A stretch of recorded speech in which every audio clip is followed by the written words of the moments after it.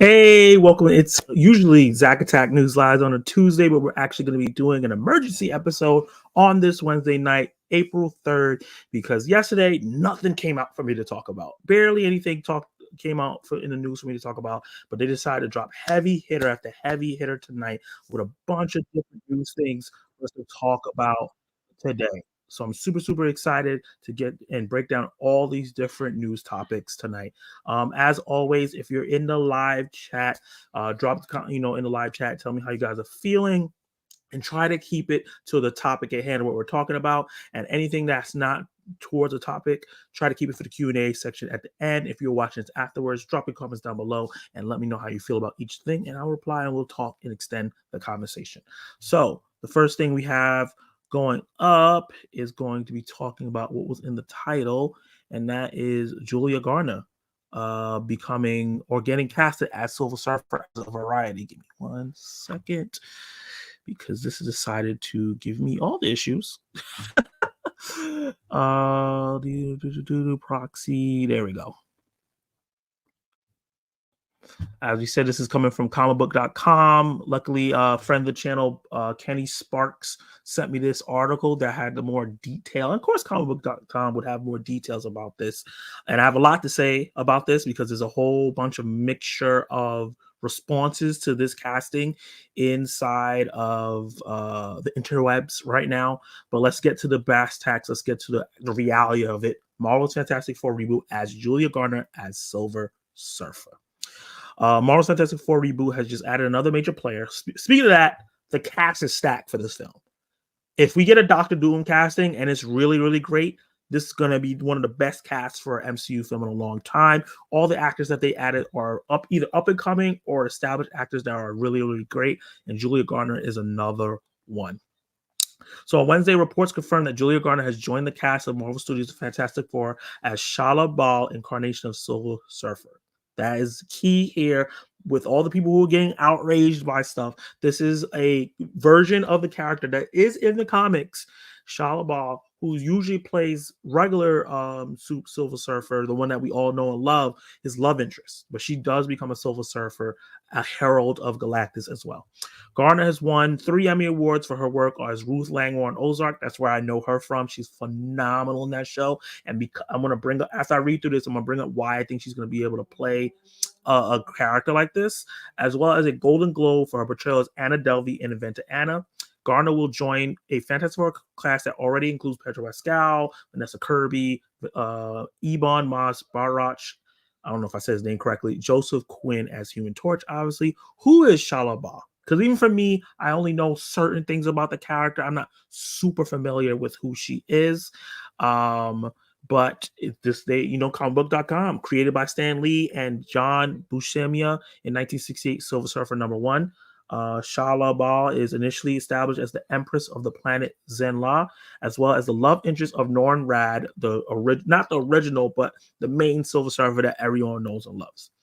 When Norrin was banished to Earth by Galactus, Shauna became a pawn in the conspiracy against him, briefly being brainwashed by Mephisto into believing she's a human woman from Latveria, which is very interesting because Latveria is where Dr. Doom is from. So you can kind of see if they wanted to, because I'm hearing Mephisto is going to be introduced soon, maybe in Ironheart.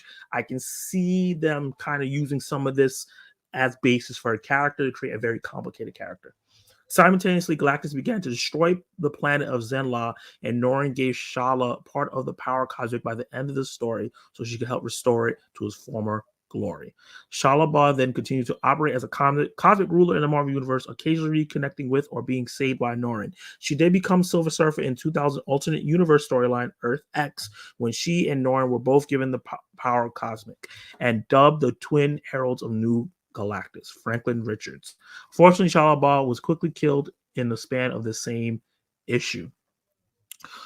What is the new Fantastic Four movie about? Plot details have not been revealed, but Marvel's Fantastic Four, the film, will be directed by WandaVision's Matt Shakman, who has teased that the way the Fantastic Four script approaches his plot and the influence of Marvel's comic source material appeal to him. It's different in so many ways. I wish I could be specific. I wish I could say more, but we are doing things very differently from a story standpoint, from an approach to filmmaking standpoint that really fits the material. I wish I could say more, but I would love to, but I can't.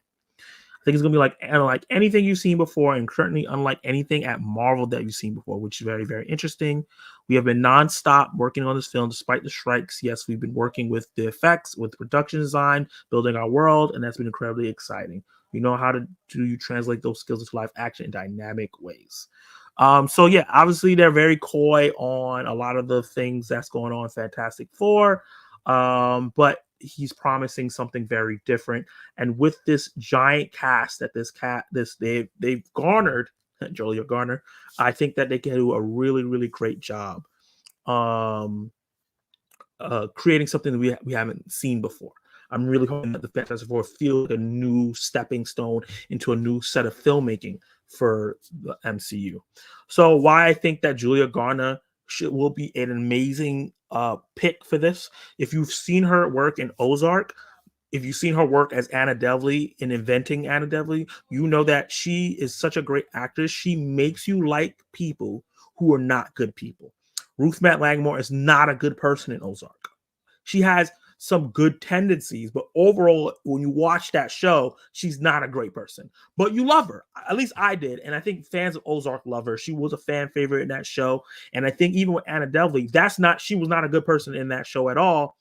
But she did a great job grounding that character in a way and creating different aspects of that character that was funny, that made you like the betrayal. And I think that this character, this Shala Ball character, because of all the things that they mentioned inside this story in her and what is based off of, if she does become this character that toes a line, she's an empress that wants to protect her planet, but also it's conspirator working with maybe Doctor Doom, maybe working with Mephisto, turning her back on Norrin, and these are storylines that they spans out of Fantastic Four and moving forward. I feel like she can make this character kind of like a Loki. I think she has that Tom Hiddleston effect, where Tom Hiddleston's playing a character that's not likable, but he's so likable in the role that we end up loving him and he becomes a hero. And I can see that happening with this character. While the regular Silver Surfer that we know and love, Norrin, is one of those great people. And like Kenny Sparks said in the live stream, thank you for saying it's a great analysis. She makes you like the worst people. And the way this character is being written, she might not be the worst person, but she seems like she's going to be with one of those characters that has parts of her that's not likable. Kind of like a Tony Stark. Tons of things that he did that wasn't likable, but Robert Downey Jr. made the character likable. Once again, I said Tom Hiddleston making Loki likable and things like that. And I think she's going to do a great job. I've seen people say, oh, she's too skinny. I think that rhetoric or thought just needs to end. These actors buff up for these roles. And when you're a Silver Surfer character, you're not supposed to be huge. Like if you look at Silver Surfer on the page, you look at Silver Surfer, even live action or even animated, he's not a giant buff dude. He's more of an athletic person. And even her version is more athletic. So the people who are casted in these roles doesn't need to be these athletic buff people. And another thing I want to say, other than her making the worst people likable and make you get engrossed to this story, she's really good at comedy. The comedy that she had to do inside of Ozark was so great, and I think she will bounce off other people really well. And being able to do the comedy well in the MCU is very, very important because that's a big part of it. And in Anna Delvey, she was so funny as that character, and I can really see her doing a great job. So I'm really, really excited for this. I think that she's a great pick for this. I know a lot of people are not super familiar with everything she has done, but based on the things that I've seen her in, she's going to do a bang up job. I just wonder what they're going to do with Norrin. Is he also going to be part of the story? Is he going to be mentioned?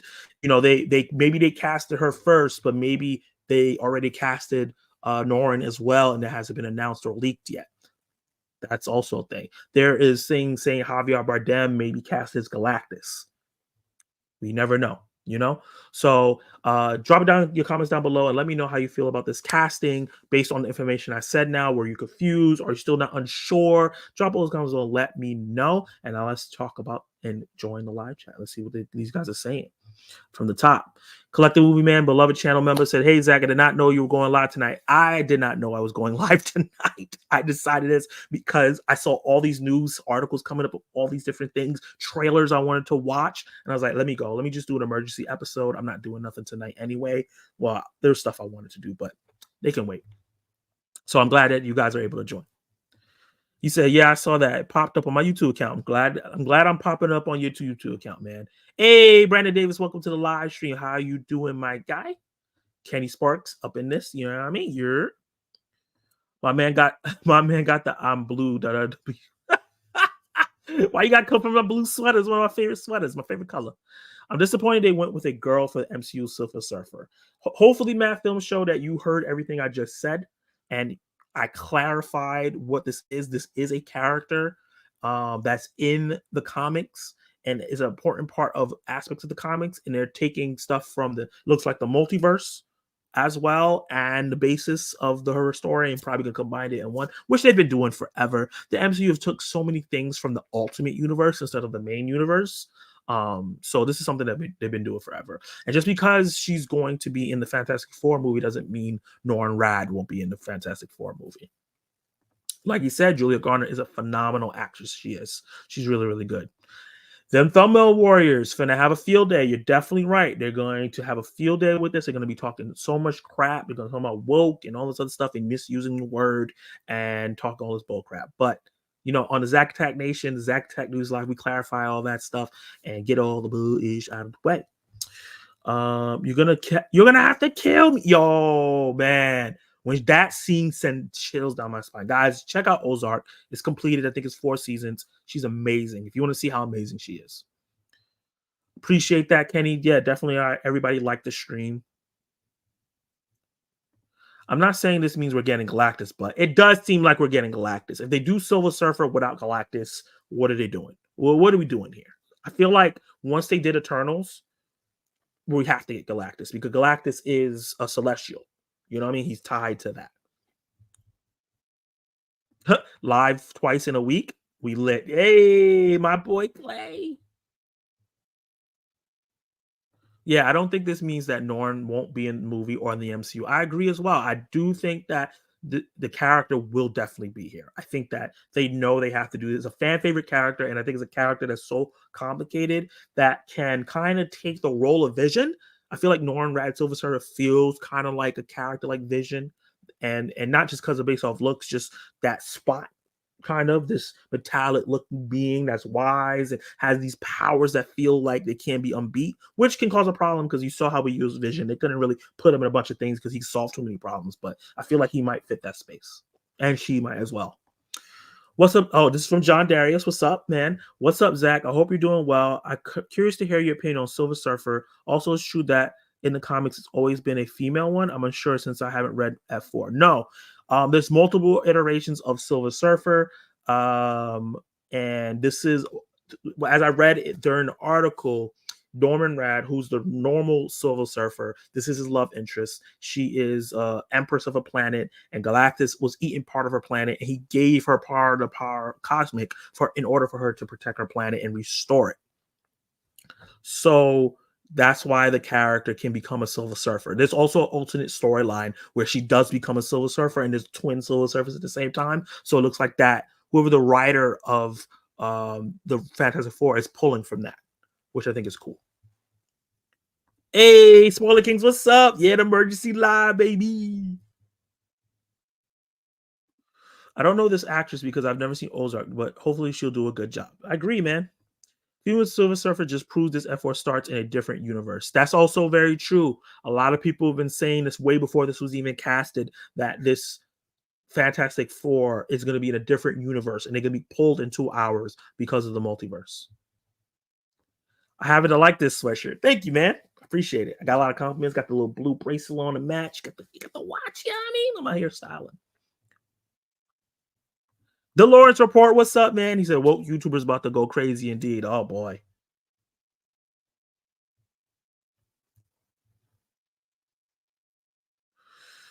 I see you talking about the Supergirl thing, John. I'm going to save that from when we get to that. That probably might be one of the next 2 or 3 topics.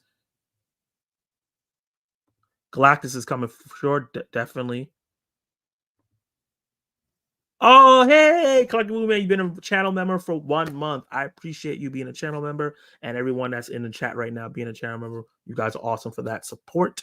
So hello, everyone. Have a good night. I'm glad you said that, man. Julia Gardner is a great actress, so I'm not worried regarding her acting. I'm just completely out of the know regarding Silver Surfer. I wish I knew more. But yeah, like I was saying before, I'm pretty sure you heard it now. All the details I was talking about with Silver Surfer. She is a big character in his life, and she does get to do her own things. So yeah.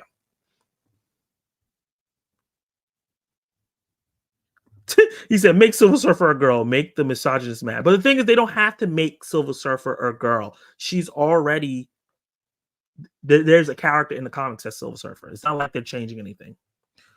Matt Film Show says, question, will Galactus have the purple suit or be a cloud again? What will we get? I doubt that Marvel will make that mistake and make him a cloud. I think he's going to look like the Celestials that was in Eternals, something similar to that. So kind of this having this fleshy feeling to the armor and everything like that. I think that's the reason why they did the Eternals, so we can get a feel of what the Celestials look like. So then when Galactus comes up, we have that tie-in. I don't hate it. I'm very excited for the possible Galactus appearance. Me too. Hey, everybody liking the sweatshirt? Nice. Look at the Spoiler King's been a member for 3 months. I appreciate you guys for all the support, man. He said, "Nah, make the main Silver Surfer a girl. That's not happening. They're I don't think they're gonna do. They could do lesbians. They can make Norin Rad a girl and call her Norina. I don't know, but I don't think they're gonna do that."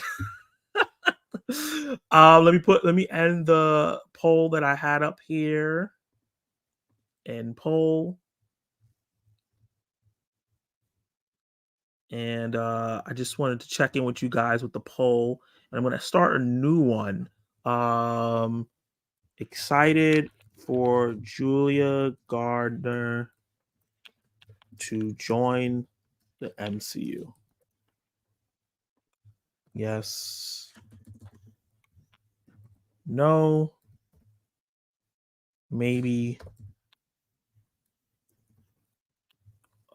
Don't know her. Because I know a lot of people don't know her. So this is going to be a big break for her. So the first poll was, how's everyone feeling? With 11 votes, 72% of you guys said great.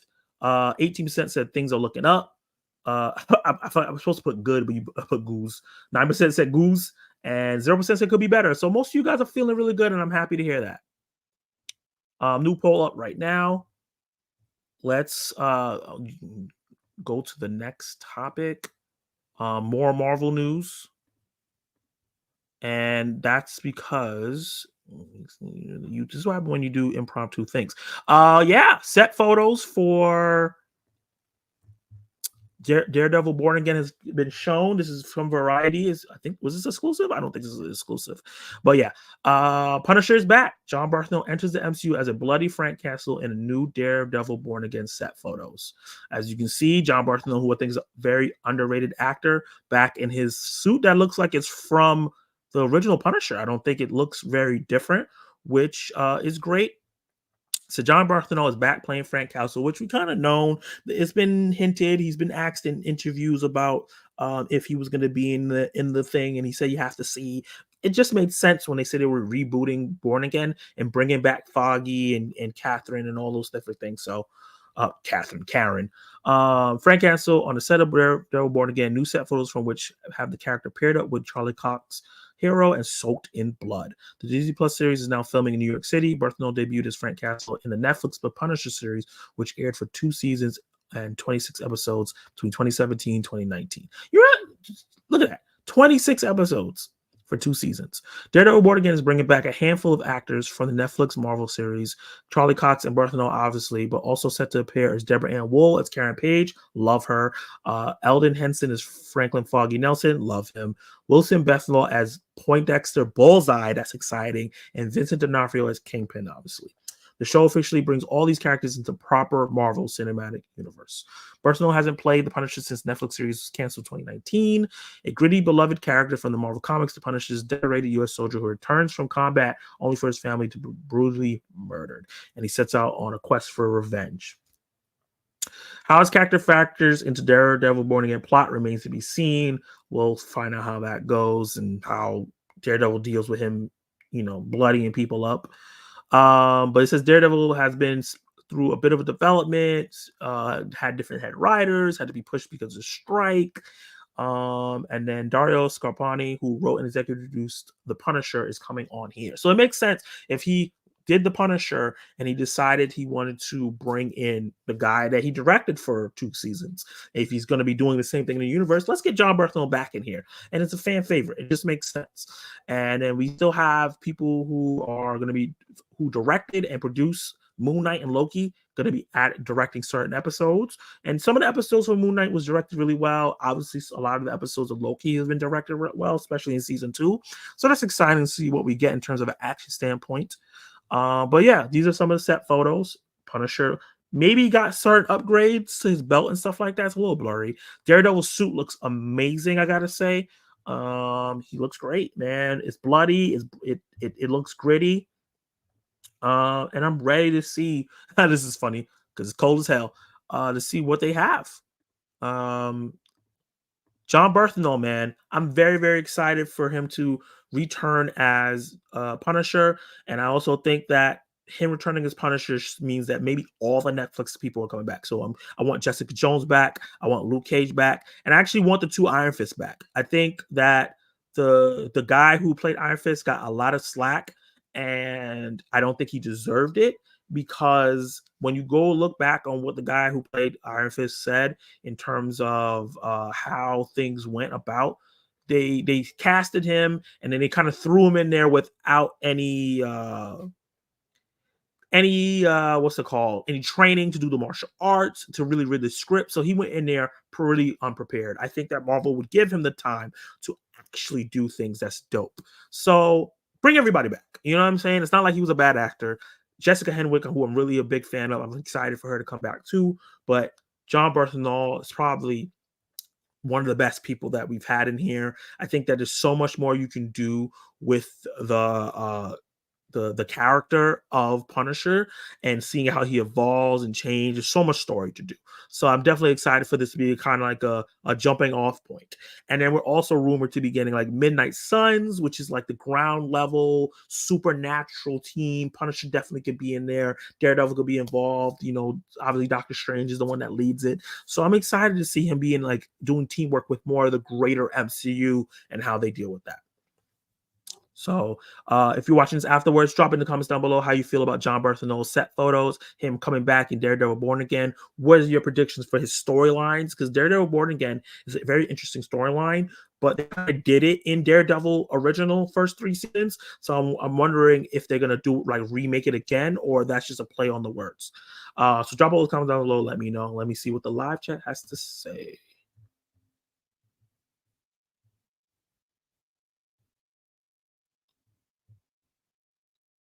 He said, Galactus will never be a cloud again. Me and Feige would have our own personal WrestleMania. Oh, man. Very exciting that the Punisher is back now. They just need to get Jessica Jones and Luke Cage, as I was saying. Yep. John Bernthal is the man. His portrayal of Shane in The Walking Dead is one of the reasons that the show hooked me. I'll always be a fan of his acting. His Punisher is next level. Yeah, man, he's so good. He's great in as Punisher. He's great in The Walking Dead. He's great in The Bear. He was great in the movie that Will Smith did where he won the Oscar about Serena and Venus Williams. I'm forgetting the name right now. But he was great in that, and it was a different role for him. Every time I see him, he's great. You know, there's a show on Max called We Own This City where he plays a crooked cop. He's fantastic in that. I'll highly recommend that show. David Cornsweet, who's gonna be playing Superman, is also in that show. So if you want to kind of see what his acting is like, go check that show out with both of them in it. But yeah, John Bernthal is awesome.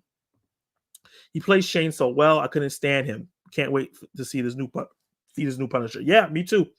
I love Shane, yeah, but I also couldn't stand him. That's why I love to hate him. I saw a post with Jessica Jones on set. I didn't look into it though. I haven't heard anything about that. But maybe it's possible. There was rumors that she was going to be in the show from a long time ago. Not sure why they have to bring these characters back. Wouldn't that it be confusing? Matt Phil show, how would it be confusing? I don't think people were confused when Daredevil showed up in She-Hulk. I don't see how it would be confusing. They put the original shows on Disney Plus, so people can go watch them and binge them. And they're probably going to have like this is what happened previously on the Netflix shows. So to kind of catch people up, and they'll mention it and bang you over your head about stuff that happened before, so you can fill you in. And they're fan favorites. Jessica Jones was one of my favorite Marvel TV shows on Netflix, next to Marvel Daredevil. Yeah, it's great. So very, very excited about this. Same Punisher and Daredevil, same Punisher and Daredevil, just older. They should have went with Black Punisher, Frank Rook. No. Definitely go to Kenny Sparks' channel. He has a very funny video about Frank Rook when Punisher turned black. It's insane.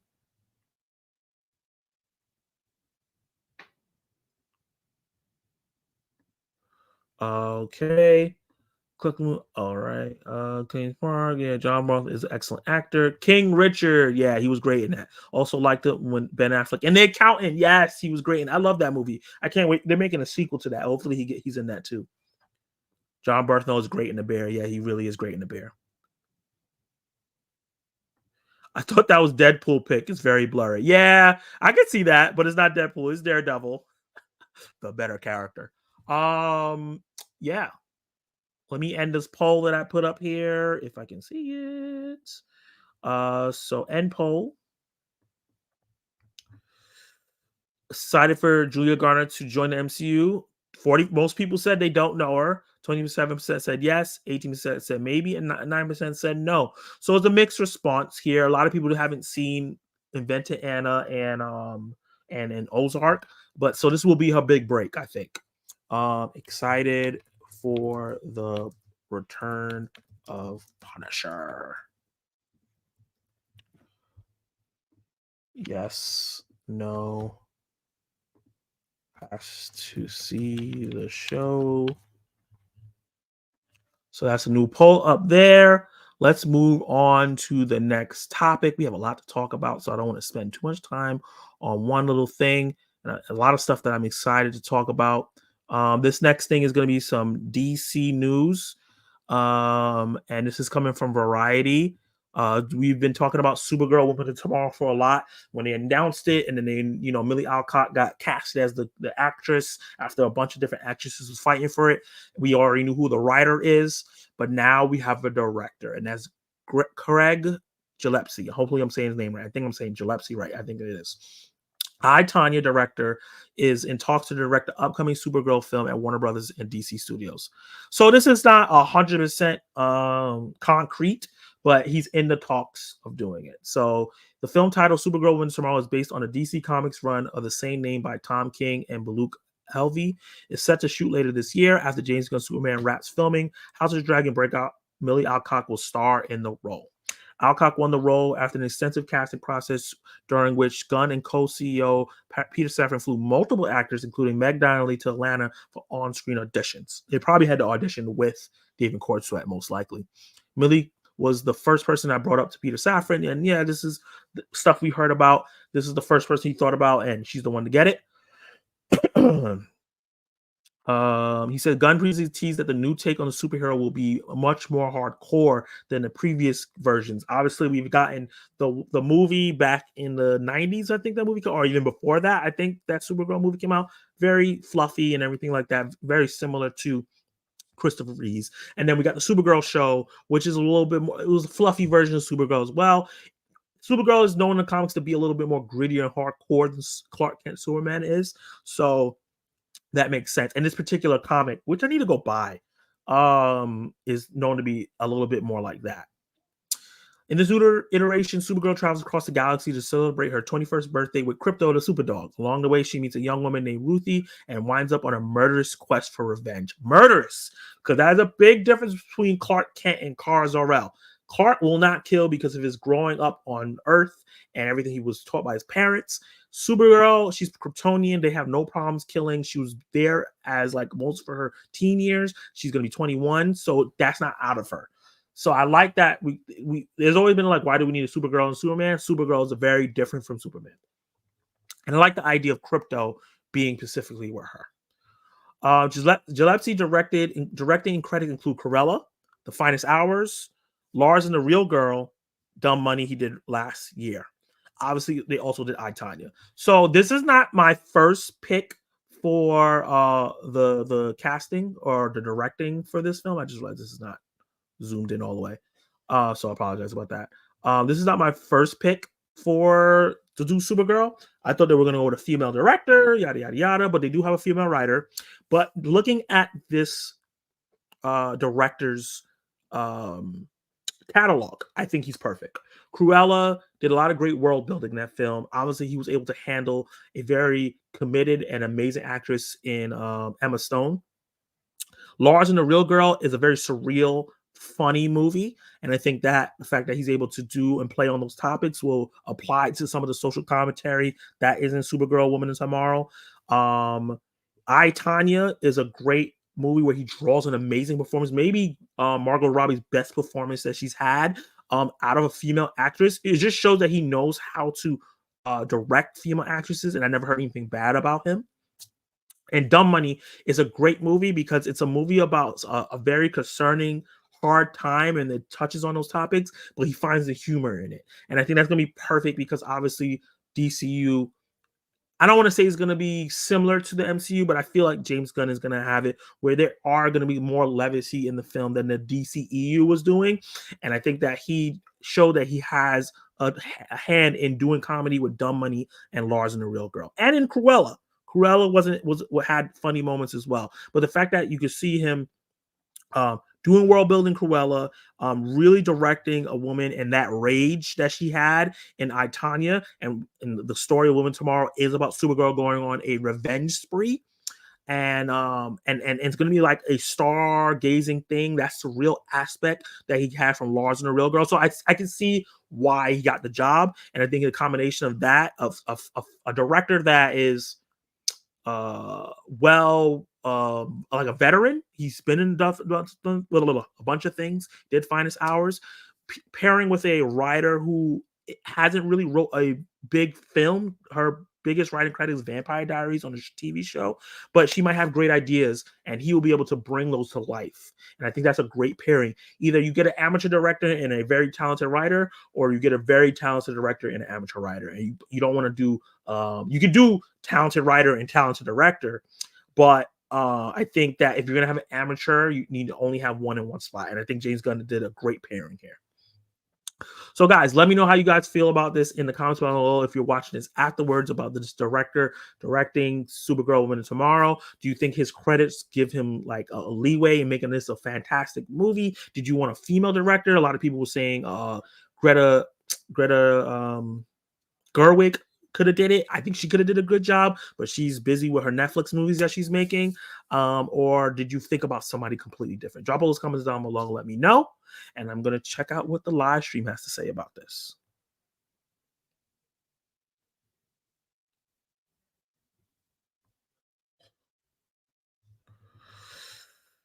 Let me back out of this. I got to see The Accountant. Yeah, man, it's a really great film. The Netflix shows were originally part of the MCU, so it's not that confusing. They referenced the first Avengers movie a few times. That's very, very true. It is. That those movies happen around between the first Avengers and the second Avengers. So all they have to do is say a lot of time has passed, which is true. A lot of time has passed. So this is season 4 or a new show. I think it's gonna be a combination. I think that it's gonna be a new show, but season 1 through 3 happened, if that makes sense. It's kind of like a soft reboot to give them give a clean jumping off point for people who didn't watch the 3 shows, but have references to the 3 seasons and the 2 seasons or whatever seasons. So fans of those shows, like how they play the Daredevil Netflix music in She-Hulk, things like that, and like, oh my god, it references it. Those relationships will be there, but they'll still start it in a way where people understand. Oh yeah, so yeah, he's supposed to be in the sequel of The Account, and they've already started filming. Okay, that's good. So yeah, Matt Film Show soft reboot. What has he directed? Obviously, this was after I already said it. I hope it's still called Supergirl Woman Tomorrow. I think it's a title that stands out really, really well. Hopefully, he does that. B-Day trip to killing spree is wild. It is. That is kind of wild to go from a B-Day trip to a killing spree is crazy. But I love the idea that for it to start so positive and then a dark turn happens.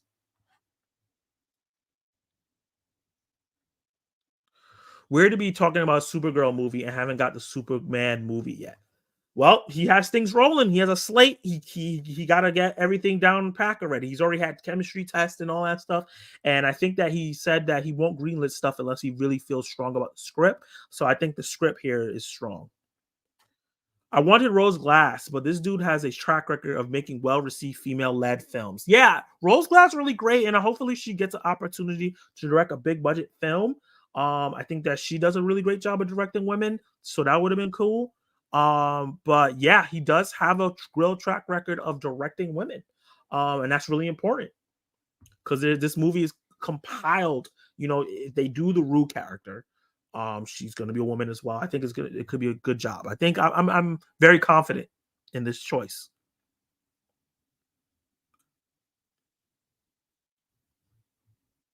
The real question is where Rosario Dawson. That is an interesting question. Will Rosario Dawson come back? Who knows? She is part of the Disney family, so it could be an easy call. We'll see because she's busy filling Ahsoka, so I don't know if she's gonna get to do that. I just found the comic on Amazon for $10.99. I might get that, man. That Supergirl Woman Tomorrow. I might get that coming this Friday. So let's end this poll. I think I have a poll up. Yeah, let's end this poll. Let's start a new poll.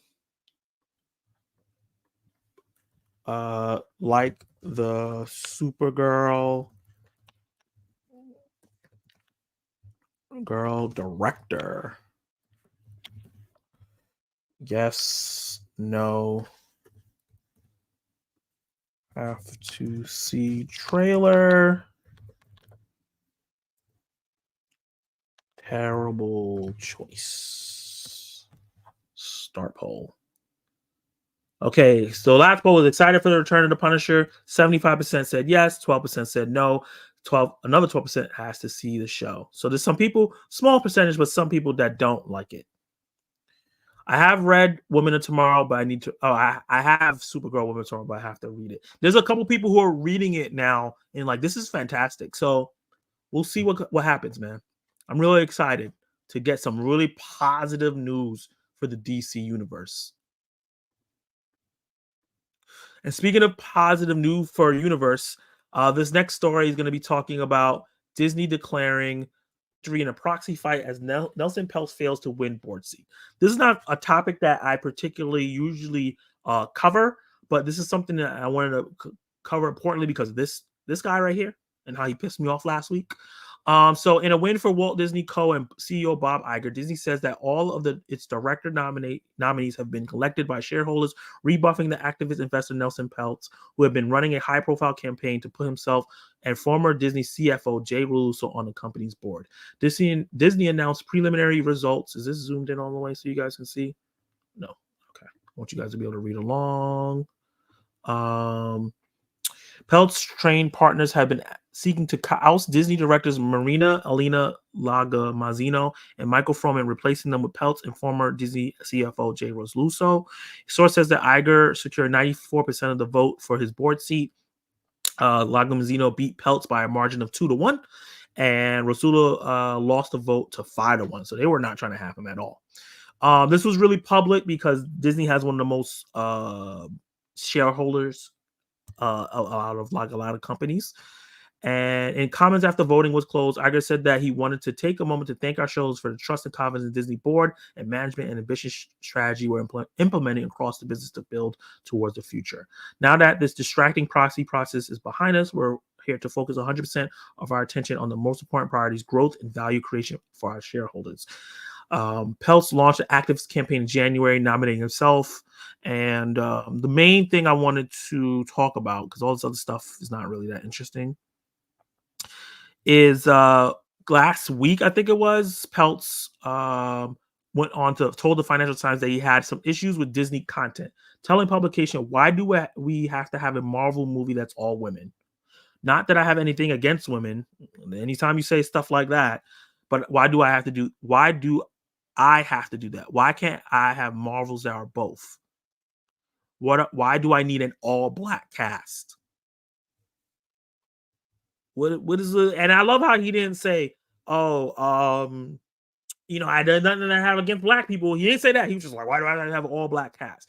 This is very problematic in term. Ooh, God damn it. I hate when that happens. I just want to highlight stuff and it's just like, no. This whole sentence is very problematic. Because if you really think about it, and that's really what I want to focus on. I'm glad that this guy lost. I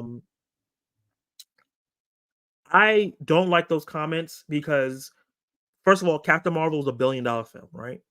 And Black Panther is a $1 billion film. So this is why you need these, because this is something that people want. They want highly produced films that are diverse and fun.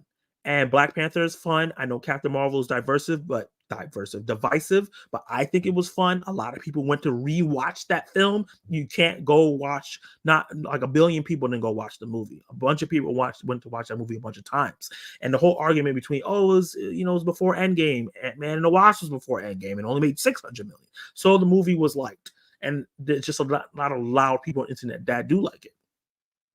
There's a reason why we need these things. There's a reason why we need Shang-Chi with a mostly Asian cast. We need Eternals with such a diverse cast. We need to see a lot of different people on screen. And it seemed like this guy was trying to come in and not understanding that and trying to be a douchebag. And like Spoiler King said, and this is something I really wanted to cover because I remember being on their live stream, great guys to subscribe to, where they were talking about that. Nelson Peltz is back from Ike Permitted.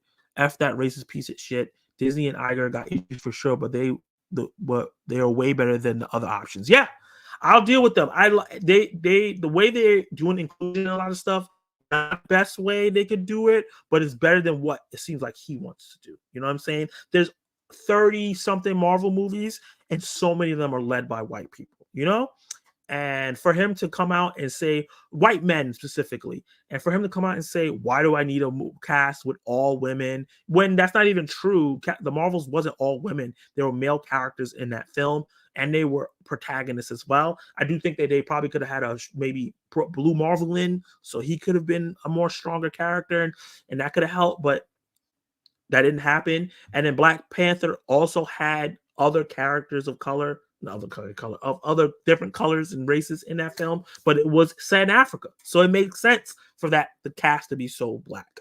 So it just the way he says it is like, why do you have to all black cast? Like they just did it for no reason. The character deems it has to be like that. So he just doesn't seem like he's a fan of the product. He just wants to make things for a certain demographic because that demographic has been revolting against Disney. And I'm glad that he got shut out, and hopefully he continues to be shut out. So, guys, let me know in the comments down below if you're watching this afterwards how you feel about him not making it.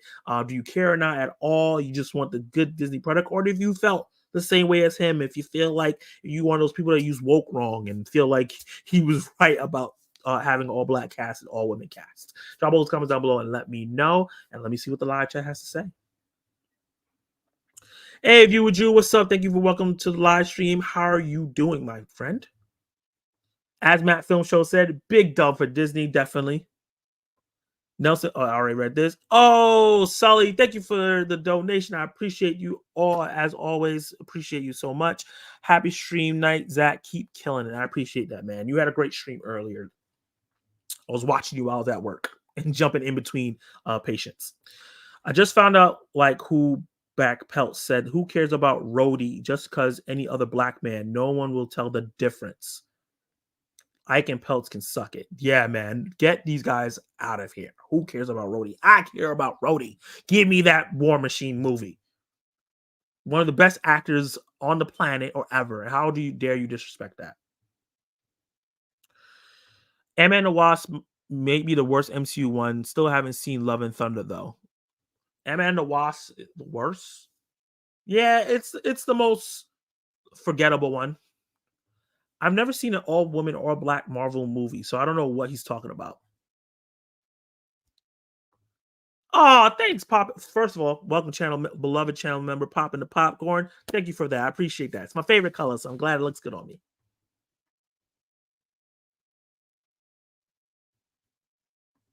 I smell a racist. That issue wasn't logical. Yeah, Kala, it definitely was not. And like he said, 33 Marvel movies, 2 led by black people, 3 led by women. Cry me a river. Facts. Cry me a river. Oh my God. Oh yeah, Black Widow. He's probably talking about that too. Not all female cast. 33 movies, and you're telling me out of the 33 movies, we had 5 movies that weren't led by a white male? Cheetos? How do you call Don Cheeto Cheetos? Cheeto is a better actor than Terrence, but I feel Howard fit the role better. I don't know if I agree with that. When I read Rhodey in the comics, I don't think of Terrence Howard at all. But I did like Terrence Howard in Iron Man 1. Okay, let's see. Oh, I think I have a poll up. Do I have a poll up? Could have swore I had a poll up. There you go. Let me end that poll. Thank you guys for interacting. I appreciate everybody being in the live chat, doing the polls and everything. Like the Supergirl director, the poll says 66% of you guys need to see a trailer first because you don't have 100% pure confidence, but the rest of you guys say yes. So you guys are more in favor of it. Maybe more of you guys are in favor of that, and that's great. The next poll will be: did Disney do the right thing? This one's gonna be. Did I spell Disney wrong? Yes, I did. Your boy don't know how to spell. All right. First of all, before I go to the next one, I gotta say, oh my God, Collective Movie Man, thank you for the super sticker. I appreciate you so much. Let me see what you sent. You sent a star. I appreciate you so much. I wish StreamYard would show the sticker. And Kenny Spark says 8 if you're including Shang-Chi and the Turtles. Yeah, that's true. 8 if you include, yeah, you definitely include those. Well, 7. Yeah. So let's move on to the next one. These next couple ones are gonna be stuff that I don't have too much to say, but I think it'll be interesting to give you guys. So this is gonna be some.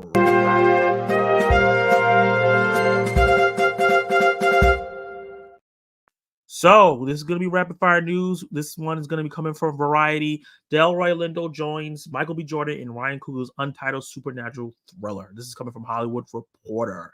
Delroy Lindo is heading back to the big screen. One of the greatest actors of all time. One of the most prominent black actors in Hollywood and in history.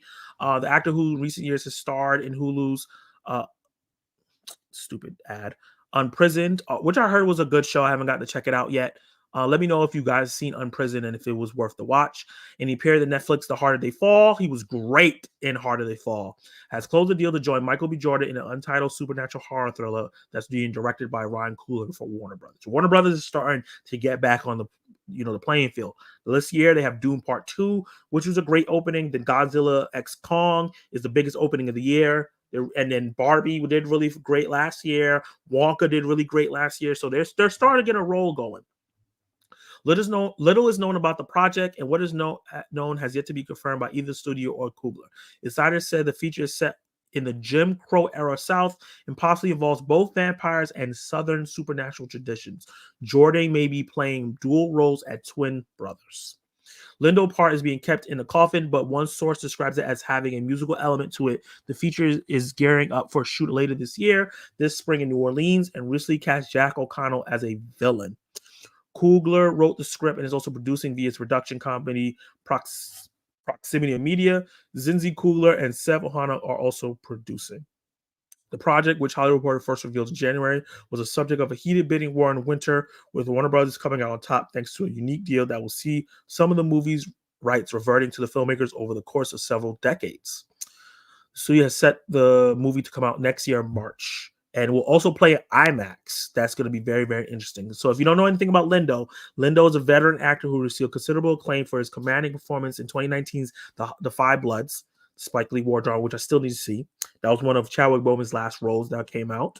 He was also a Harder They Fall, which was Jason Mills' all-star Western. Jason Mills also did The Book of Clarence. The actor is known for his key roles in movies such as Get Shorty, Gone in 60 Seconds, Clockers, Crooklyn, Malcolm X. He's been around for a long time. He's shooting the second season of Unprisoned with Kerry Washington right now. So this man is a busy man. And yeah, I think that this is going to be really cool. I'm hearing that he also might be playing a villain.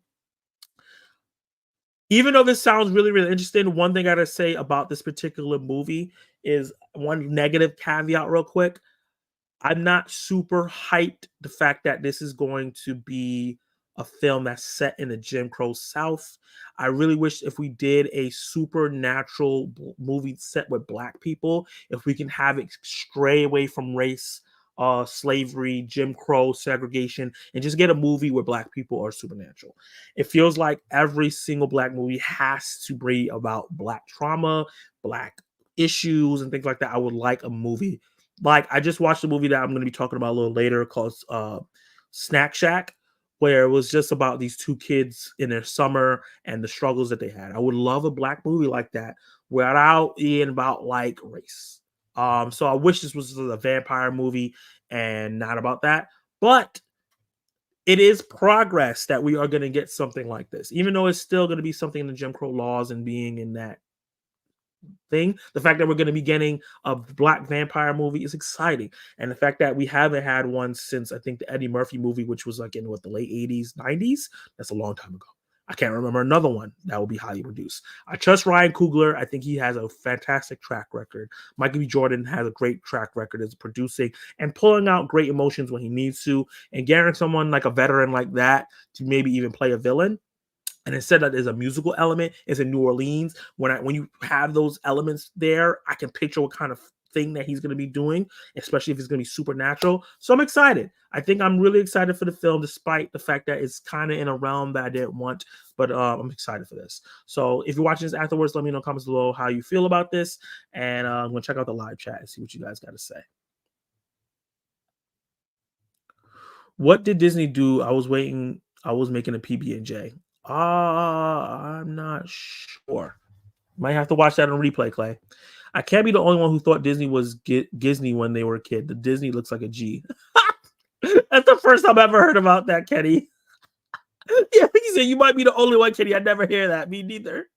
I knew it was Disney, but the D was looking crazy back in the day. No Diddy. No Diddy. I can't believe you had me say no Diddy on live. Hey, Jason Entertainment, what's up? Hey, Zach, how are you doing tonight? What movie or movies are you excited for April? We're going to get to that. Hold that thought. We're going to talk about the things that are releasing this week. And we'll talk about that. Let's move on to the next rapid fire news. Oh, no, this way. This is coming from Variety. Can this ad close? They always got to put ads everywhere. This is from Variety. Matrix 5 is in the works with Drew Goddard as director and Lana Wachowski as executive producer. So this is going to be the first Matrix movie not directed by the Wachowski sisters. Warner Brothers is going back to the Matrix. The studio announced that a fifth Matrix movie is in development. It'll be the first installment without Lana or Lily Wachowski as directors. Instead of the Martian screenwriter Drew Goddard, the Martian screenwriter Drew Goddard will handle filmmaking duties. He will also write the script and produce with his partner at Goddard Textiles. Sarah Egsberg, Lana Wachowski, who helmed the most recent Matrix installment 2021 Resurrection, is attached as executive producers. It's not clear who from the Matrix universe, Keanu Reeves, Carrie-Anne Moss, have anchored all the prior movies as Neo and Trinity, while Yahya Abdul-Mateen II, Jonathan Groff, Neil Patrick Harris, Priyanka Chopra, Jonas joined the most recent iteration will return.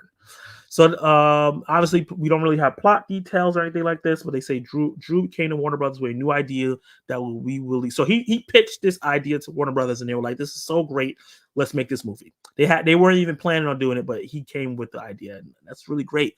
We all believe will be an incredible way to continue the Matrix world by both honoring what Lana and Lily began over 25 years ago and offering a unique perspective based on his own love of the series and characters. The entire Warner team and Discovery is thrilled for Drew to making the new Matrix, adding his vision to the cinematic canon that Wachowski spent a quarter of the century building here at the studio. Goddard has been nominated for an Oscar for writing The Martian. It's a movie I haven't seen, but I heard was fantastic, starring Matt Damon. Obviously, it was directed by Ridley Scott. His other features credit include Cloverfield, which is a movie that I really like, World War Z, which is a movie I really like, and he was a writer-director on Cabin in the Woods. That's a movie I haven't got to see, but I heard that's a fantastic horror film. And Bad Times at El Royale, which is a film that I haven't seen, but I heard is really great, underrated. So his track record is very diverse. He does stay within the sci-fi genre content. He did a zombie film. The Cloverfield was an alien film. Martian is Matt Damon getting stuck on Mars.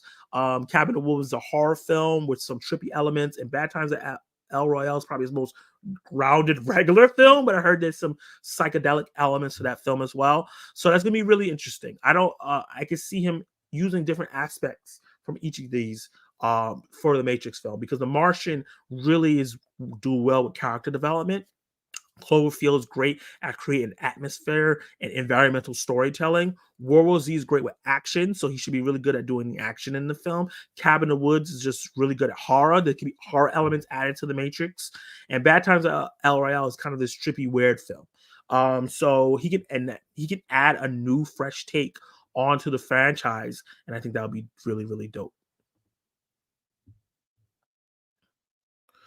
So guys, drop it down in the comments down below if you're watching this afterwards. Let me know how you excited for a new Matrix. Did you want a new one, or you're like, probably could have just skipped this and not do it at all? Let me know in the comments down below.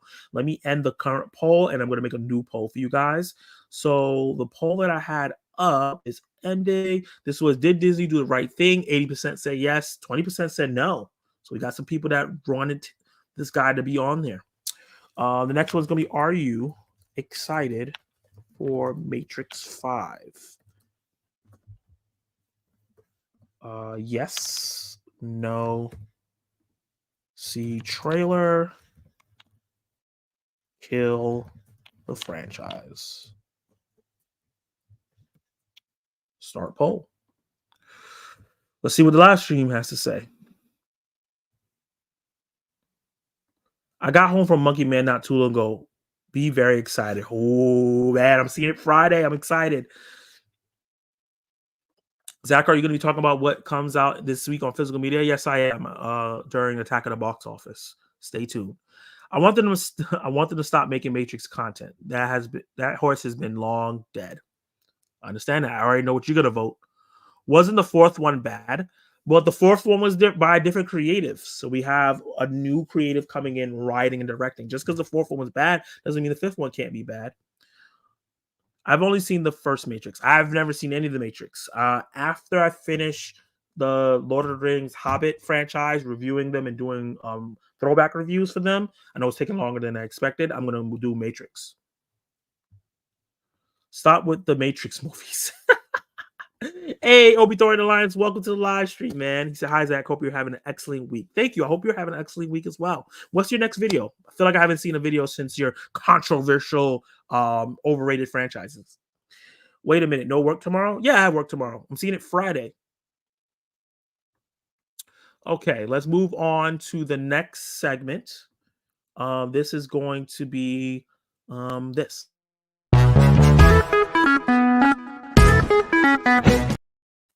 So the segment buy, rent, or sale is where we watch trailers together and we say if we buy, we rent, or sell. Buy means that you're like, yeah, I'm gonna go check this movie out. Rent means I gotta wait for either reviews, or I'm gonna check it out on streaming. And sell means I'm not watching this. It's a skip or a pass to me. So the first trailer.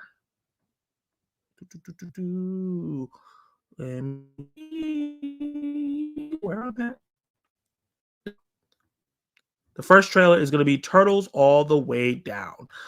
This is Max, because Warner Brothers had a like a press conference stockholder thing going on, so a bunch of Warner Brothers stuff is coming out. That's why we know who's directing Supergirl and all that stuff is coming out. Matrix 5. So this was part of it. Max premiered a trailer for the long-in-the-works film adaptation of The Fault of Your Stars author John Green's 2017 novel, Turtles All the Way Down. The film was first announced the same year the book came out, with the project set up at Fox 2000 Pictures. When Disney acquired Fox, the latter Fox 2000 division was shut down. New Line Cinema acquired the title, and the film filmed it in the second quarter of 2022. There was no word since then until the last month when Mac's release was announced. Isabella Marcotte will be starring in it. So if you feel like you've heard that name before, she was in, unfortunately, the Madam Web film. She was Dora the Explorer in the Dora the Explorer live action adaptation. She is going to be in The Last of Us season 2 as oh my god, I'm forgetting Dina. And she's also going to be playing Hawk Girl or Hawk Woman, no, Hawk Girl in Superman Legacy. So she's booked up. And I think there's one other thing that she's been casted for as well.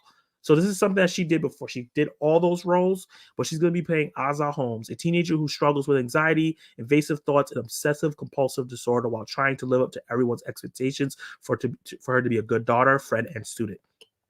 A reconnection with her childhood crush Davis might help her face her fears, learn more about how she can navigate her mental health. Cree Sicano, Felix Millar, Judy Reyes, Malik Johnson, and a bunch of people are going to be a part of this. And Marks also directs and writes the script from Love Simon, Elizabeth Berger. So this person that did Love Simon. Let's check this out. It's coming out May 2nd.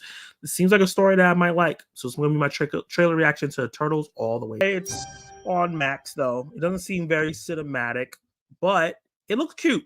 It looks cute. There's a couple actors and actresses in there that I like. One from the Netflix show. Hold on. Indian Netflix. Was it Indian? It was Indian Netflix. It was Indian. Oh, yes. Never Have I Ever. Really, really like her. There was also a Spanish actress in there that I really, really enjoyed. So yeah, I think that this looks really good. I think the subject matter could be really great. Someone that has such severe anxiety, germaphobe, all this stuff, trying to connect to someone and show their true self and how that can be really, really tough. It reminds me of the Jenna Ortega film that she did about the school shooting and her fallout from, I think it was called The Fallout. Yeah, The Fallout. It reminds me of that. And that was also on Max. So this looks like this can be a really good watch. It seems like a movie I would like. These are the type of movies I like to watch on my own and not review. It looks like a cute movie. So hopefully it's good. Definitely will check it out. Let me know in the comments down below if you're going to check it out yourself, and let me know in the live stream you're going to check it out. Let me see what you guys got to say. The first Matrix is the best Matrix. The second one is decent. Third one is okay. Okay. You've been watching Lord of the Rings since your channel started. Ah, ha, ha, ha. That's funny. No, I have not. I started that like late last year. Don't do that. I will do them too, but next year. I'll let you have all the Matrix views first. Hey, beloved channel member, Mama Bear Art Doll. I always mess up your name. I don't know why. How are you doing? Nope, never heard of her. Hey, well, now you know. She's going to be in a bunch of stuff. Last of Us, Superman Legacy, and I didn't even realize Jason Entertainment. She's also going to be Alien Romulus. She has a lot going on. Blazing says, so glad to see Isabella rise up. Yeah. Have I seen her? She didn't get to do anything in Madam Web, so I can't base her acting ability on that. But I'm excited to see her in more things. That's the girl from Iglesias. I'm in. Nice. And the girl from Ginny in Georgia. Yeah. I can tell you from experience that anxiety really be like that. Okay, see? Like they're getting it right. Yeah, it looks like a cute movie. I might check it out on Max. I can tell you from experience that anxiety really be like that. Everyone, I told him to watch Fallout. Oh my God. Yes, you did. He's anxiety 100% is like that. So yeah, so that's great that it's doing in a very accurate depiction of anxiety. I suffer from anxiety as well. I suffer from overthinking a lot, but I also suffer from not expressing that to anyone. I just kind of internalize it until I shut down. It's a little thing about me. But yeah. Let's see. So since this is going to be on streaming, I'm going to check this out. I definitely buy. It sounds like you guys think it's cute. So it looks like you guys are going to be checking this out on Max as well. Let me know if you buy, rent, or sell all turtles down. All turtles down. All the way, all turtles, all the they didn't I didn't get that from the trailer. But okay. This next, remember, if you're going to be saying buy, if you're going to go out, sell, rent, you have to go to the matinee, wait for reviews or check it out on streaming. Sell, you're not going to check it out at all. Let's check out this next trailer. I saw a teaser for this movie in theaters when I went to go see Immaculate, and I was blown away. And this is going to be the full trailer. This is starring Hunter Shaver, who was, in Euphoria, and I think I like her. She was also in the Hunger Games: Ballad of Songbirds and Snakes. I really like her so far, what I've seen her in. And a full-length trailer from this movie has been released for the horror feature Cuckoo. Is it Cuckoo? Cuckoo. No, it's Cuckoo. Starring Euphoria breakout Hunter Schafer along with Dan Stevens, Jessica Henwick, who I'm a fan of, Martin Sosakas, and Jan Bluthart. Reluctantly, 17-year-old Gretchen leaves her American home to live with her father, who just moved into a resort in the German Alps with his new family. That was the first mistake. Arriving at their future residence, they are greeted by Mr. Koenig, who is her father boss, who takes an explicit interest in Gretchen's mute half-sister, Alma. Something doesn't seem right in this tranquil vacation paradise. Gretchen is plagued by strange noises and bloody visions until she discovers a shocking secret that also concerns her own family. The film has been written and directed by German filmmaker Tilman Singer, Marcus. Oh yeah, this is a bunch of German names. I don't know how to say this. Cuckoo is slated to come out on May 8th. So let's check this out. This is going to be my trailer reaction to Cuckoo. Do I have this? No, I do not have this right. Is it? He said Kaka? Is it Kaka? Kaka? No, it's Cuckoo. Cuckoo. Yeah, I'm pretty sure that's Cuckoo. That's definitely not Kaka. So let me know after watching this trailer if you buy, rent, or sell the trailer. Mom, I really want to come home. It's really bad. Oh, it's Neon. I'm down. How was your I like journey? Neon. Very pleasant, thank you. Gretchen. Hey, come Jessica. say hi. So, I'm your neighbor. Is Jessica Henwick playing her mom? Why would you have heard about me? Jessica Henwick and Dan Stevens do not seem old enough to play her mom. Ooh. How would you like to come work for me at the resort? This happens sometimes. You look like you don't belong here.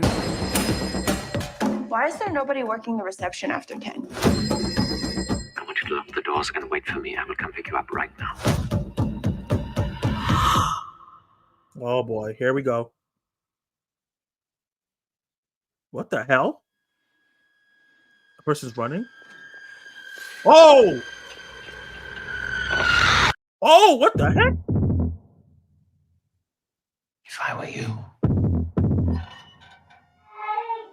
I wouldn't want to get hurt even more. What is going on? Why did you bring us here? Oh wait, Dan Your Stevens family playing the boss? belongs here. That's a fucking weird way to put it. You told the police that you were chased by a woman. I think I'm crazy.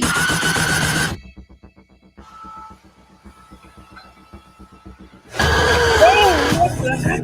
What is that? Nature is quite remarkable. Oh, it feels so good. We have to go. Some species need our help. Oh! I'm giving you the chance to be of great use in our quest for preservation.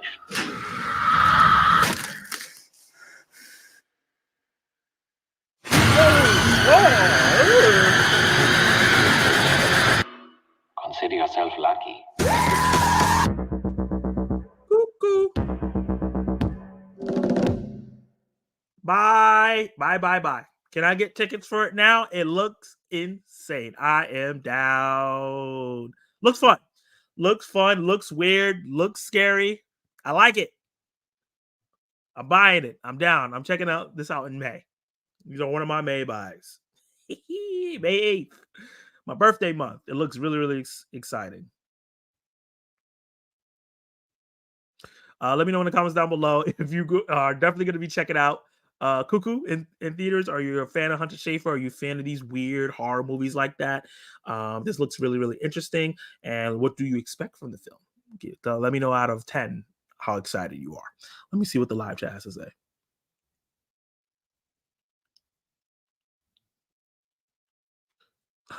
Mama Bear Art Doll said, professional overthinker too. I hear that. I discovered her in Instant Family. Oh yeah, I remember that movie. I don't think I watched it, but I remember the poster, and I heard that some people liked it. Yeah, I have really bad anxiety, especially when it comes to talking to girls. I think we all have that. Me and Zach be in the overthink Olympics. That's a fact. That's a fact. I think she got her breakout role in Transformers. Unfortunately, the movie wasn't great, but she was good. Oh, okay. I kind of remember seeing her in the trailer. I stopped the Transformers after the third or fourth one. Whenever Mark Wahlberg got in it, that's when I tapped out. Is he going robotic for anybody else? Oh, was I going robotic? Oh, boy. She did Dora After, which was actually really funny, good, and some other roles on streaming. Nah, he's going full R2-D2. Oh, no. I'm on the Canadian team, Kenny. Oh, boy. I'm Canadian, Zach. Oh, it's Neon? I'm already down. Facts. Oh, it's Hunter. Yep. Girl from Euphoria. Definitely does look fun. Got him. Yeah, she definitely got him at the last end. Kenny just said, oh, nah. Absolutely not. I'll be in the theater day one. That's the best response. Dude, the trailer looked insane. It creeped me the hell out. I didn't even watch the whole thing. Yeah, man. That part where she's riding the bike and the person is stretching out for her. Super creepy. Oh, you're better now. I don't know what happened. Oh, trust me, Zach and Kenny are the new day of overthinking. Trust me, Zach and Kenny are facts. You'd be like, whoo, whoo, whoo, whoo, whoo. Oh man. Okay. We have one more trailer in the buy, sell, or rent category. What the heck is going on here? Hold on, let me back out on this. This is probably why I can't see what's going on. Hit you with the X. I don't want to subscribe to your newsletter. Yeah, I don't care about this anymore. Boom. Okay. We have one more trailer. Let me know if you buy, rent, or sell on the trailer. This one is going to be for this new Bambi horror film. It's called Bambi the Reckoning. Umbrella Entertainment has prepared the first trailer for Bambi the Reckoning, a horror retelling of Felix Salten's Bambi, A Life in the Woods book, which served as the basis for Disney's animated classic. The film follows Xana Roxanne McKee and her son Benji, who finds himself in a car wreck and soon hunted down by a vicious killing machine, the Dare Bambi. This is so funny because we were just watching Godzilla versus Bambi, and we were making jokes about how that Bambi looked like a stone cold killer, and now we're getting a Bambi horror film where he's a stone cold killer who will destroy anything in its path. The British indie slasher serves as the third installment of the Twisted Childhood universe, following the already released Winnie the Pooh Blood and Honey films. Oh, this is within the Poohniverse. Nice. This will be followed by Peter Pan's Neverland Nightmare, Pinocchio's Unstrung, and Poohniverse Monsters Assemble next year. So Peter Pan is coming out in October. Pinocchio's coming out in November. And then we're also getting Awakening Sleeping Beauty and Winnie the Pooh 3 are also in the works. Dan Allen directs Bambi the Reckoning from a script by Reese Warrington, also produced by Reese Frank Waterfield and Scott Jeffrey. Let's check out this trailer for Bambi Revenge.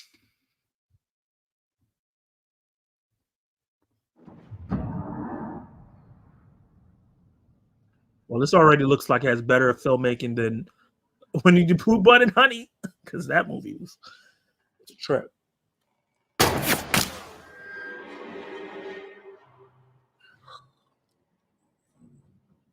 Black man, why are you in this woods shooting stuff? No. How have you? Yeah. Actually, never mind. I just said I want to see black people on more roles, right? I don't got to do no race. This is it.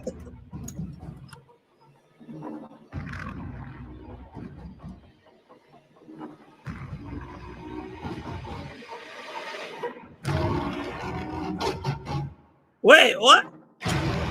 That was the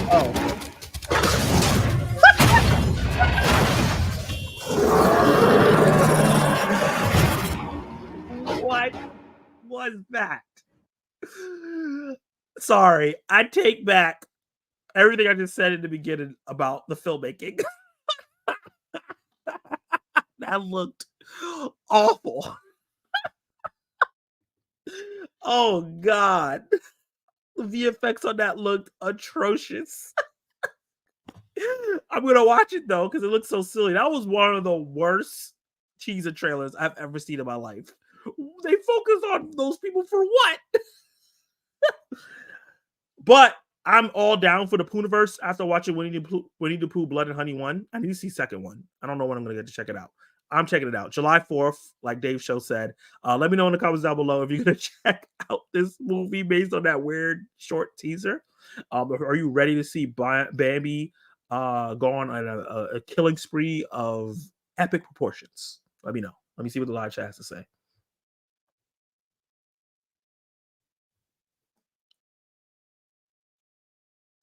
I don't think I can see that movie in theaters. I'll have to wait and watch it during the day. Okay. Bambi the horror. Bambi's revenge. Bambi's getting his get back.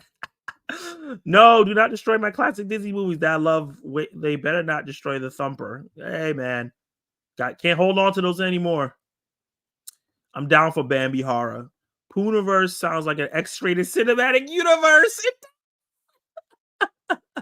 Mama Bear said, I love it.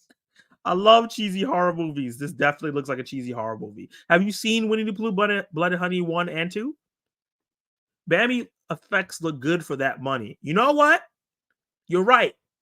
This is probably being made for like $50,000, $60,000. So you're right. It does look good for the amount of money that they're paying. I gotta always adjust my barometer for these films when I think about how much money they're actually paying to make them. This is not a $1 million film. But yeah, it is a horrible trailer. It's a god awful trailer. Horrible trailer, then that was terrible. I bet you the Joker will be better. Well, yeah, come on. You can't compare this movie to the Joker. Two different ballparks. No one's comparing this to the Joker. Yeah, so this I have one last segment before we get into the last movie segment. And this is gonna be quick and short. It's so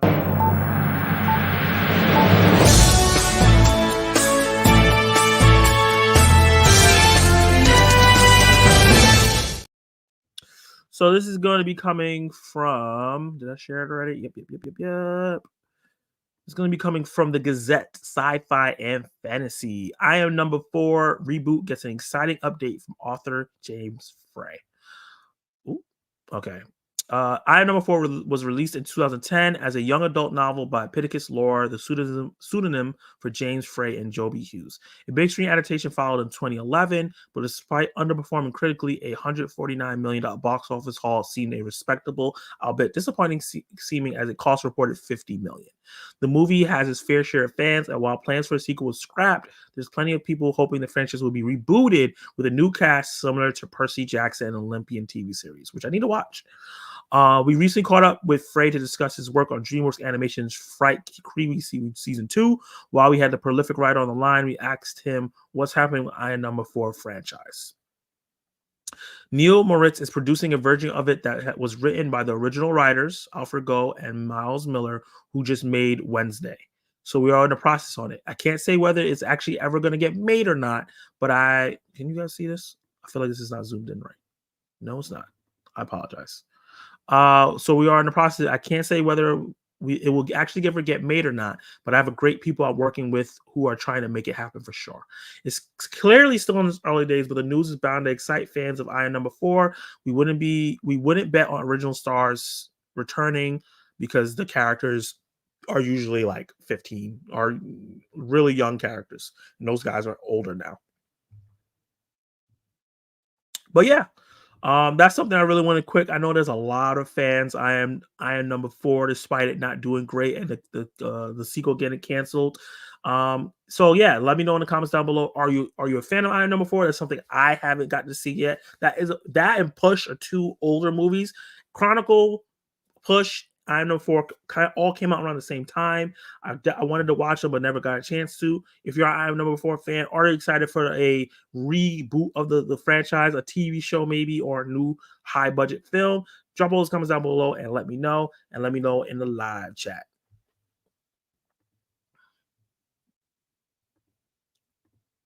Ooh, I didn't mean to do that.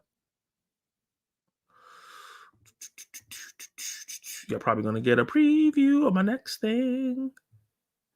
He said, wait, he said, no, put this in Sharknado sleepaway camp category. Clayton, I agree. Pooniverse sounds wrong. I thought it was that I knew too many Jamaicans. Yo, every time I say it, I'm like, oh boy.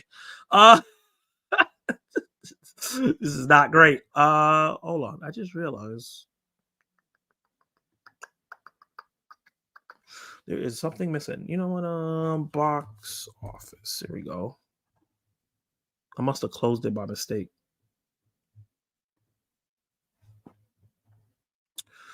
Okay, share this tab. So the next one will be. So we're going to be talking about the box office, streaming numbers, all that good jazz. Let me put this stuff in order because I don't know what the heck happened. Where is this? So Godzilla X Kong grossed $80 million over the weekend, and $192 million in total, the biggest debut of the year. A lot of people thought this movie was going to underperform. People weren't really excited of it, and now it's one of the biggest openings for the franchise. And now the movie is already past 200 million before the next weekend comes, and it's just super huge for the film. It has an A- cinema score. It has a high Rotten Tomato score by fans. I think the Rotten Tomato critic score is low, but the fans, the people who are going to see it, the casual people, are loving it. There's a lot of positive reviews of how fun it is, and I feel like it's going to have repeat viewing. I think that Godzilla vs. Kong, or Godzilla X Kong: The New Empire, is a hit, and we're definitely going to get more MonsterVerse movies in the making. I think the director, who is... I won't tell me who the director is here. Who directed this movie? That's what I want to know. Just want to know who the director is. I mean, oh.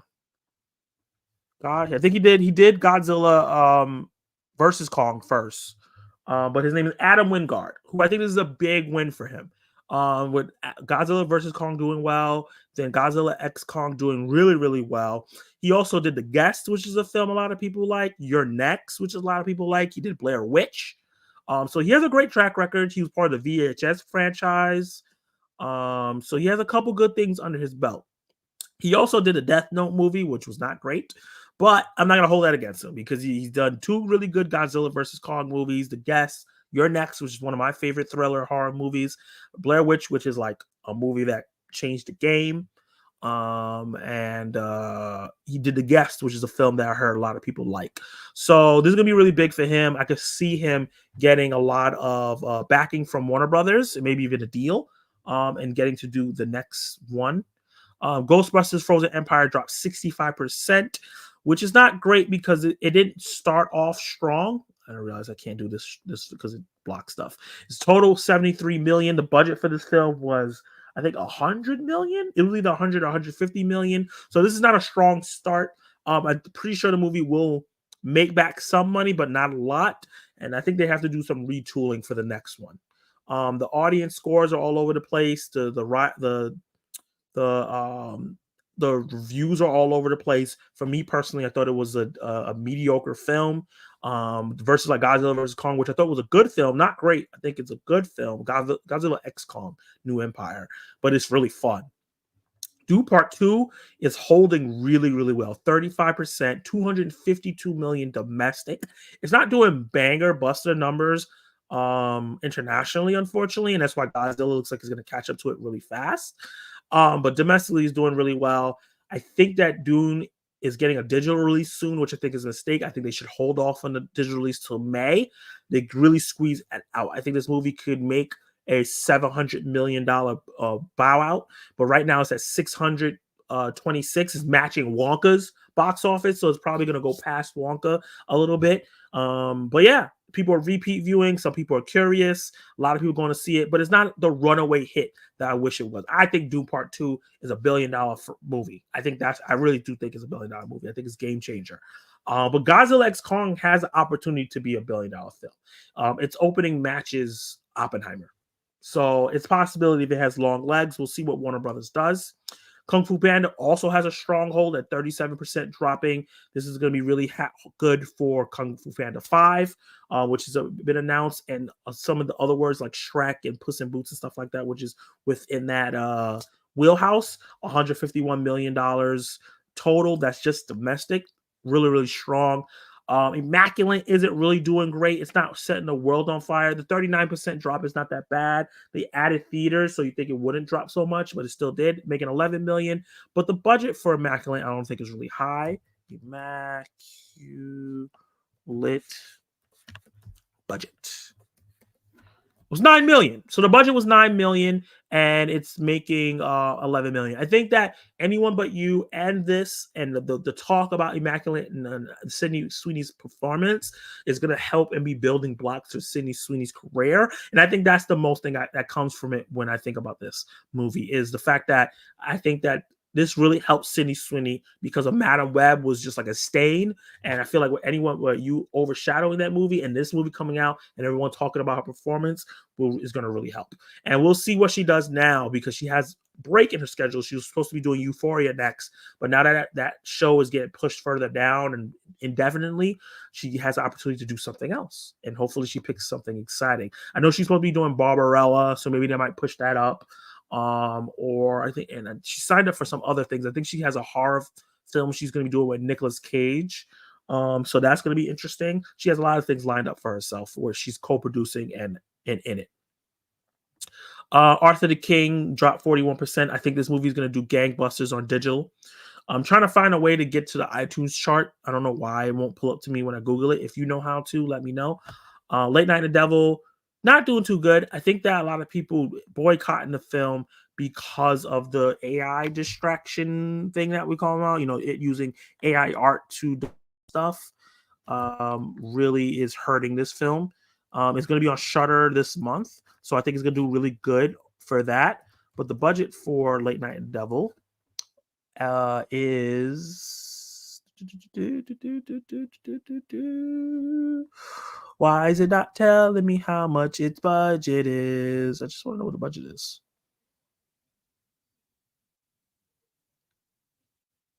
Okay, so it looks like it was made reportedly less than $2 million. And it made $6 million. So that's pretty good. That's not that bad. But it's not a runaway hit, especially since it went wide, kind of small wide. And then we have a couple smaller movies that came in and made some decent amount of money. $1 million on a 400, not even going wide. In the Land of Satan Sinners, Toulouse Square Crew, all these movies making $1 million on being such a slow release was pretty good. Imaginary continues to drop. It's going to do really good on digital. And then the rest of the movies here are movies that's been around for a long time. Also, we have Asphalt City. I think that's on digital already. And Wicked Little Letters. I heard the reviews for that is not great. So when that hits digital, we'll see. But yeah, everything else is what we regularly see. Let's move on to what's going on the streaming charts. I'm switching what I use for streaming for right now. Let's see how this works out. Variety has now started their own streaming tracker to show who's streaming and what's going on. And they're only a week behind, which is great. The only thing that's weird is that they go from Thursday to Thursday, which is weird. So like if a movie debuts on Thursday, you'll only get the Thursday numbers, but we're not getting the full thing. But Roadhouse was the #1 movie after its first week.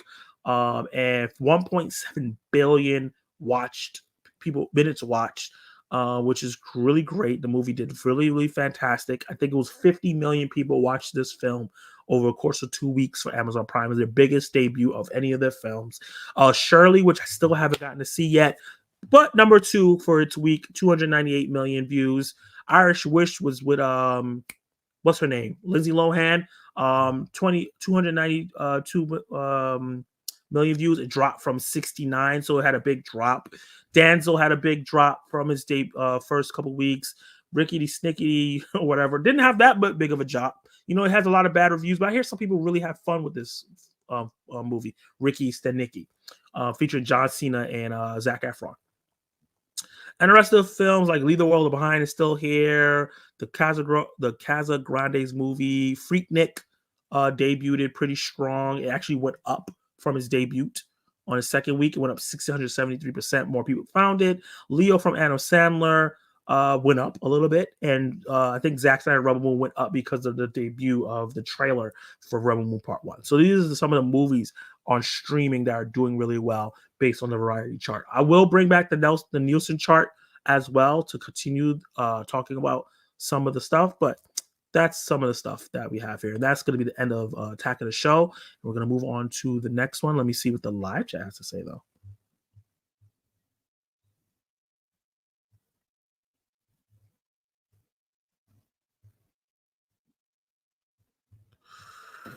So I'm glad I don't need to elaborate. Zach, you still have the poll going. Oh, I do.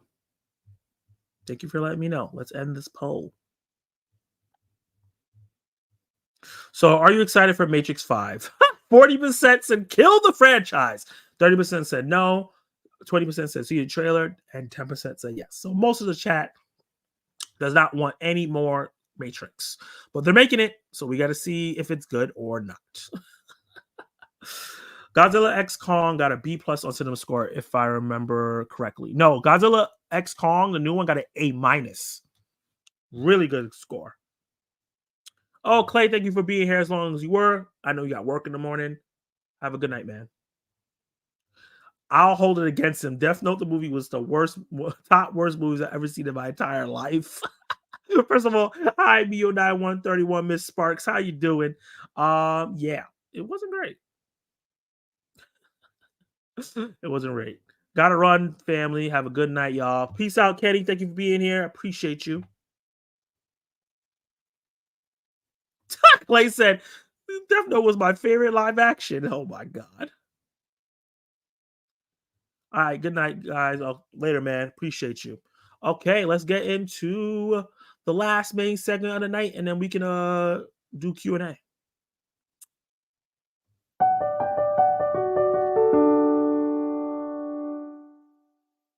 What's next is where I talk about what is going on in the theatrical space, physical media space, streaming space. What's coming next? We talked about box office in terms of things that came before. We talked about all the news that came out this week. We're going to be talking about all the stuff that's coming out later on that you're going to be anticipating buying, watching, and everything like that.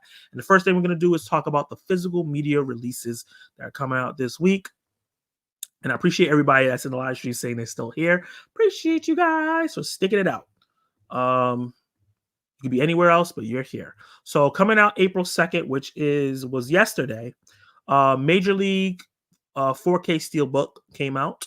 Cutthroat Island 4K came out. Major League regular 4K. Lahane on 4K came out. That's a movie I've heard about and I haven't seen. All the Ladies Do It 4K came out. Red 2 Film Collection on 4K came out. It's a movie I've always wanted to see, but I didn't get a chance to. Rambo First Blood on a Steelbook. And 4K Steelbook, 2 different versions. We got the Mando Avengers 4K Steelbook, which looks really cool. The Guardians of the Galaxy Mando 4K, which looks amazing. The Doctor Strange one looks amazing. And the Black Panther Steelbooks all look amazing. I think they're all sold out, so I didn't get a chance to get them yet. And then obviously Rocky 5 got a Steelbook as well. Coming out April 5th, which is tomorrow, Motley Crue The End is coming out on 4K on April 9th, which is... Where's April 9th? That's actually next week. So we'll stop right there. This is the stuff that's coming out this week. Most of the stuff came out yesterday. We have something coming out last night on Friday, which is tomorrow, or Thursday, which is tomorrow. But there's a couple cool things in here that you can get. Major League, Lahane, the Marvel stuff, and the Red collection are something that's really interesting to me. So let me know what physical media you're going to be picking up this week and checking out, and what are you anticipating coming out. Let's talk about what's coming out in new releases in streaming. This is coming from When to Stream. This is the stuff that you'll be able to rent and stream this week. So Snack Shack, which is a film that I actually watched yesterday and I liked it a lot. It is available to rent for $20. I do think it's worth it if you don't want to wait till July, August to watch it on Paramount Plus. It was a great movie. One of my favorite movies of the year. I highly recommend Snack Shack. It's really, really fun. Just to give you guys what it is about. Inseparable best friends AJ and Moose decided to run a local pool snack shack after their plan to sell homebrewed bear goes down the drain. Things take a turn when they meet Brooke, an effortlessly cool lifeguard who puts their big plans and friendship at risk. And I think that's a perfect synopsis for the film. That's what it's about. It's very, very old school, like a late 80s, 90s kind of coming of age, dealing with teenage and love and stories like that. It has a Ferris Bueller feel to it. This trash, the American Society of Magical Negroes, is going to be available to sale and rent. Do not pay money for this crap. That's all I have to say about that. Definitely not $30. If you really want to check it out, wait till May to watch it on Peacock. Teachers Lounge, which was up for Oscar nomination, is on sale for $15. Rental on for $6. It'll be on Netflix in November. So if you want to check it out before that, you can rent it for $6. I heard it's a great movie. I'm definitely gonna be checking it out this week. Land of the Bad, a film that didn't do bad on in the theaters. Surprisingly, a movie that had no promotion is now available for sale and rental. I might check it out. I like to watch action movies with my mom. So this is a movie I probably will rent for $6 and watch. If you want to wait for just streaming, it will be on Paramount Plus in between July and August. French Girl is on sale and rental as well. Also another movie that's going to be in July and August starring Vanessa Hudgens. This one, it says, Sweet Gordon, an affordable English teacher in Brooklyn, an affable English teacher in Brooklyn, has beaten the odds. A French girl has fallen in love with him, and he's fallen even harder back. But their future is thrown into limbo when she interviews for an executive chief position in her hometown of Quebec City. To Gordon's dismay, her future boss also happens to be her former lover, a celebrity chef with an oceanic eyes and hit TV show. Good luck, Gordon. Oh, wow. We're getting a lesbian three-way? I might actually watch that. That sounded bad, but you know what I mean. But that's the stuff that's going to be out on streaming for you to rent and buy that you can go check out. A really good assortment of stuff. I recommend Snack Shack. I do not recommend it, Magical Negroes. I recommend Teachers Lounge, even though I haven't seen it yet, but it sounds like a great drama. And French Girl sounds fun. And let's look at the stuff that is going to be, and this is what I was supposed to be. I did find the iTunes movie chart for this week, but I had it in the wrong order. So the top 10 is David Ayer's Beekeeper, being the number one in rentals. Anyone But You is available to rent for $5.99 now. So that's number 2. Land of the Bad, where I was just talking about how it was available to rent, already number 3. Even though Migration is still doing decent in theaters, it's number 4 here. It was high up when it came out. Passion of Christ is surprisingly number 5. I think that's because of Easter and all the let's say Jewish holidays, all the Christian holidays. People are going to Passion of Christ. The Iron Claw is available rent for $6. Is number 6. And one of my favorite movies of the last year, The Hunger Games: Ballad of Songbirds, tongue twister. The Hunger Games: Ballad of Songbirds and Snakes is number 7 for $6. Jade Halle Bartlett, a movie, Millow's Girl with Jenna Ortega is also available rent. I checked that movie out early this year. It was okay. And Thanksgiving is available rent also for on number 9. And Argyle, which was one of my movies that I had fun with this year, you can buy for $20, is number 10. And I think when this movie is available for rent for $6, it's going to shoot up to number 1 because I think a lot of people are curious. So that's the movies that are doing well in terms of rental. If you're a type of person that rents movies and still want to support it in that way instead of streaming. And let's talk about what's coming out in theaters this week. So obviously you can see the big one that for me, I think that's coming out is Monkey Man. This is a movie that is starring, directed, produced, and written by Dev Patel. It's set in contemporary India. Film follows the kid who emerges from prison to take on a world enmeshed in corporate greed and eroding spiritual values. Dev Patel has been talking about this movie in terms of how he put his heart, soul, and his body in it. He broke his finger, got a staph infection in his eye, messed up his shoulder. The movie almost didn't get made because it had to get shut down on COVID. And luckily, Jordan Peele connected with him, helped get this movie be made. And a lot of people saying it's one of the best action movies that we've gotten in years. Super excited to go check this out. It's coming out this Friday. Got my tickets to go see it already. A movie that has an uphill battle is called The First Omen. When I saw the trailer for this and I reacted during a Zack Attack News Live, and I'm losing my voice a little bit, I thought it looked great. But the issue with this is that it seems very similar to City Sweetie's Immaculate. Not only that, the official poster also looks very similar to Monkey Man. So I think there's a lot to be similarities to other things that are out right now that may hold people back from seeing it. Another Nun horror film coming out 2 weeks after what we already got one with a more popular actress. Even though The Omen is a franchise, I didn't even know about it until this trailer came out. So I don't know how many people know about it. Movies that people might not know about that I want to highlight that's coming out this week. Let me close these windows so I don't get confused. The Beast, starring Leo Seydoux. George McKay, I believe, is directing it. The year is 2044. Artificial intelligence controls all facets of stoic society as humans routinely erase their feelings. Hoping to eliminate the pain caused their past life romances, Gabrielle continuously falls in love with different incarnations of Louis, who's George McKay. Set first in Belle, I don't know how to say that, Paris. Louis is a British man who woos her away from a cold husband. Then in early 21st century Los Angeles, he is disturbed American bent on delivering violent retribution. Will the process allow Gabriel to fully connect with Louis in the present, or are the two doomed to repeat their previous fates? Which sounds cool. I've seen the trailer. It looks really exciting. I think The Beast could be really cool.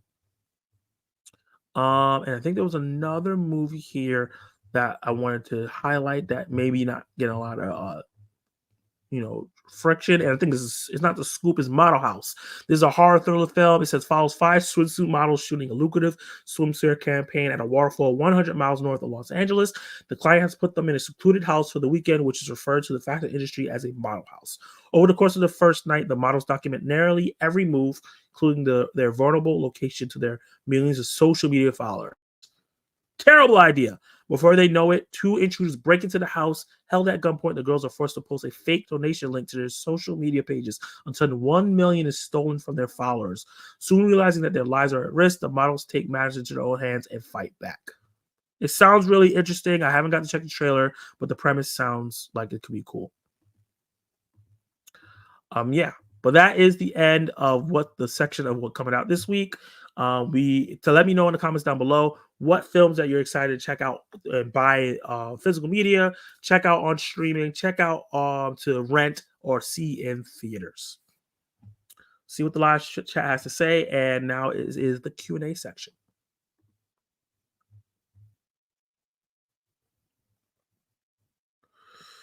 Red is so fun. I'm a Bruce Willis junkie. Yeah, I always wanted to check them out, but I never got a chance. Collector Movie Fan says, I have the real Red 4K Steelbook and the Mando Marvel Steelbook. So Collector Movie Man already got them. Holding up to the name, obviously, Collector Movie Man. Doctor Strange Steelbook was at Walmart, but I am being a good boy and not spending money since I am not working. Yeah, smart move. That same thing. This stuff I want to get. I just bought Are You There? It's Me, Margaret this week, but it was on sale for $5. And it was the Blu-ray with the slipcover. I've been looking at it for a long time, so I was like, it's $5. Why not? I'm going to get it. I love that movie. So I'm looking at Cobweb. It's been there too. If that goes on sale, I'm also going to be buying Cobweb. I think I have Red around here. No way to play it. Oh, no. You don't have a Blu-ray player at all at your house? I have my last Mando Marvel Steelbook coming April 5th. Nice. The only movie I'm seeing this week is Monkey Man. That's fair, man. I'm going to try to see the first Omen. And I'm already seeing Monkey Man Friday. Hey, Zach, I'm sending you a picture of my movie I saw on Rotten Tomatoes score. It's actually really good. Nice. I'm bad at Q. What do you mean Q? What are you bad at?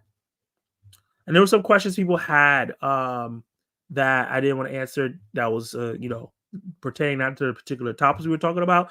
So John Darius says, Supergirl's director choice is awesome. Oh, this was about the Supergirl thing.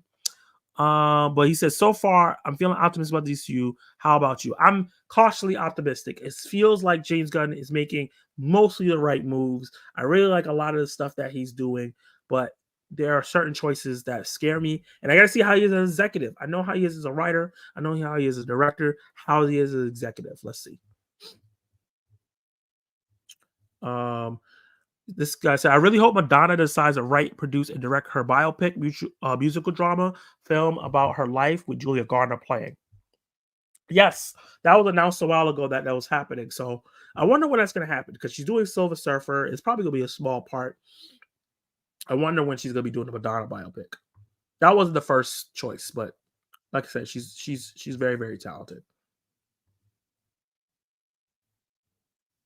Hey Zach, did you hear about the total eclipse we're supposed to get on the 8th? No, I did not hear that we're getting a total eclipse. One last poll for the night.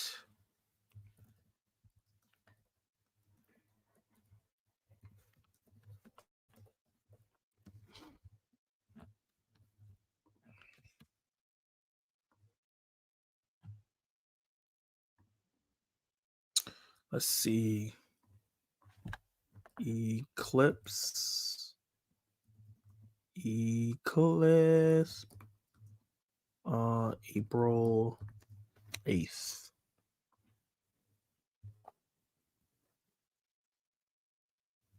Yeah, so we're getting a solar eclipse on April 8th. It's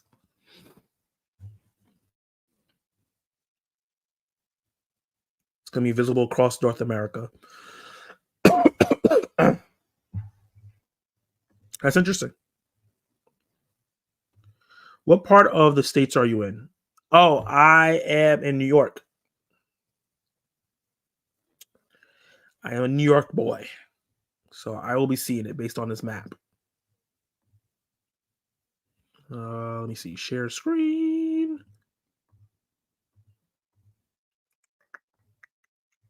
As you can see on this map here, these are the states that are going to be affected.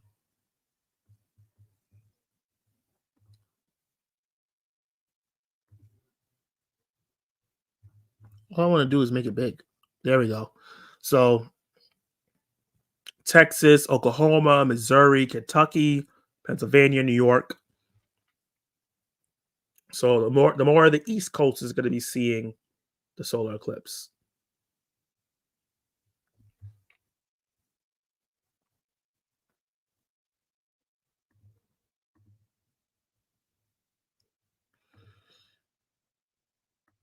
April 8th live stream outside. What day is April 8th?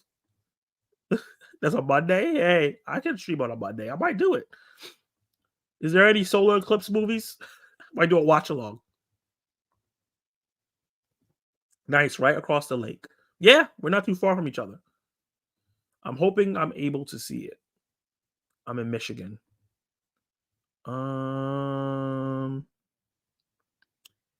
Where are you here? Michigan. Michigan right here.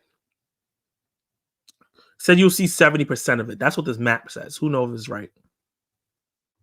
Oh, well, I don't even have to worry about it. Yeah, you're all the way over in Oregon. You're going to see a tiny bit of it. Oh, yeah, Toronto. I've always want to go there. Yeah, and they said if you're driving, you have to wear protective glasses. Yeah. You don't want to get blind by a solar eclipse. That would not be good. So I'm thinking about doing a way, and I got this idea from Zach Malign Talks Movies, for rewarding people who do super chats, because you guys have been doing it more, and I also want to encourage it because it helps the channel, helps me. So I'm thinking if you do a $2 super chat, I will give you a shout out in my community post. If you do a $5 or more super chat, I will give you a shout out in my community post and share your latest video if you're a YouTuber, or if you do anything, I'll share your latest whatever. And if you do anything that's like $10 or above, I'll put your link in my description of my videos and comment them on when I comment my links in the comments of my videos for a week, for that week that you did it for. So let me know, guys. What do you guys that's still in the live stream? What do you guys think about that in terms of like rewarding people who super chat? I've been thinking about this for a while. I got to come up with a graphic and everything for the live stream so you guys can see it. But I think it's a good idea, especially since a lot of the people who watch my videos are YouTubers anyway. So it makes sense. Dave Show says he likes it. Mama Bear Art Doll says she likes it. Collector Movie Man likes it too. Okay. And I have a question for you guys since you're here. The 4 people that are here. I really want to make channel membership appealing. What are some things that you think we could do for channel memberships. Because so far I have it where let me actually just go. Let me end this poll. Yeah, as long as you have a way to keep track. Yeah, I'm gonna every time somebody sends a super chat, I'm gonna make sure. Well, I think YouTube does it.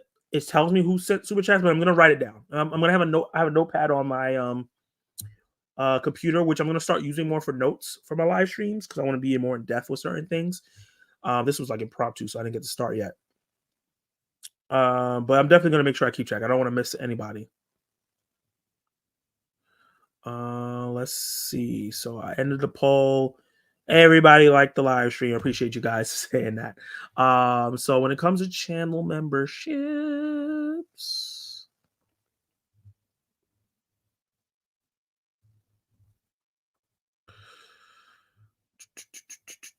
so let me see. So in terms of channel memberships, wow, this is very small. Right now, the membership things I have is obviously you get a badge next to your name. And there's different colors the longer you are. You get access to custom emojis, which people haven't been really using, but I don't know if they know that it's available.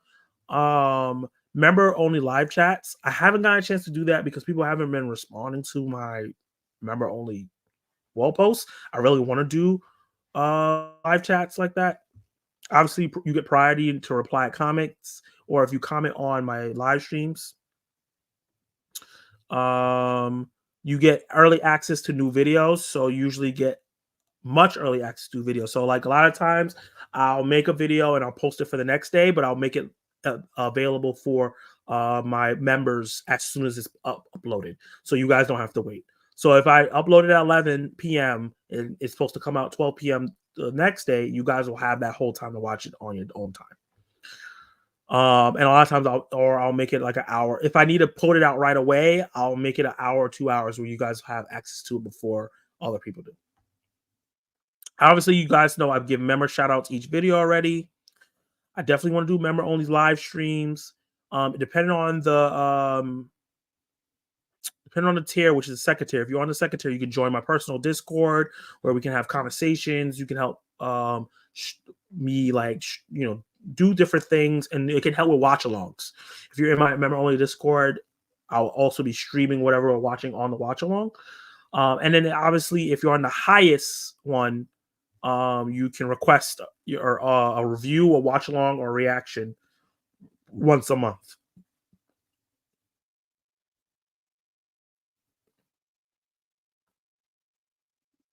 So yeah, I do early access. I don't know if I could do 2 days because a lot of the films or things that I do have to come out right away. So usually I'll either get it out the next day and you guys will have 12 to 24 hours access, or maybe 4 to 2 hours. 48 hours I might not be able to do because a lot of times once I get screeners for things and I can do things early, I definitely will do stuff like that. But I won't be able to do that right now because I don't want to put my reviews out too late. Trailers, definitely something you could do if you're on the highest tier of channel membership. Same thing. I have a little sneak peek of a trailer you're gonna show and make recommendations. I can't see. It says laugh, think, pathetic, shut up. Okay. Hey, Brandon Davis, what's up, man? This is just the Q&A section, so you could talk to me about anything. Just talking about my channel memberships and asking for advice. What can make it more appealing? What should I do for it? What should I change? What can I add? I was thinking about maybe doing a tier where maybe I could do a member only live stream where I have people come up and we'll talk about a topic and then we'll post it. Maybe something that Zach M does. Something that we can do on like a weekend or a Friday night, and it'll be available to everybody on Monday. I think we could do something like that. But yeah, I love my custom emojis.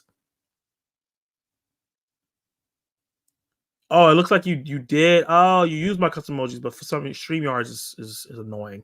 Let me go check it out on the actual video. Live. I'm live. Go check. There we go. Oh yeah, because I'm zoomed in so much. Zoom back out. Let me see. Hey, look at that. She used the custom emojis. I love to see it. Do you know when you're going to watch Return of the King? I'm going to be watching Return of the King on Sunday, and hopefully I can do the review and get it out by next Thursday.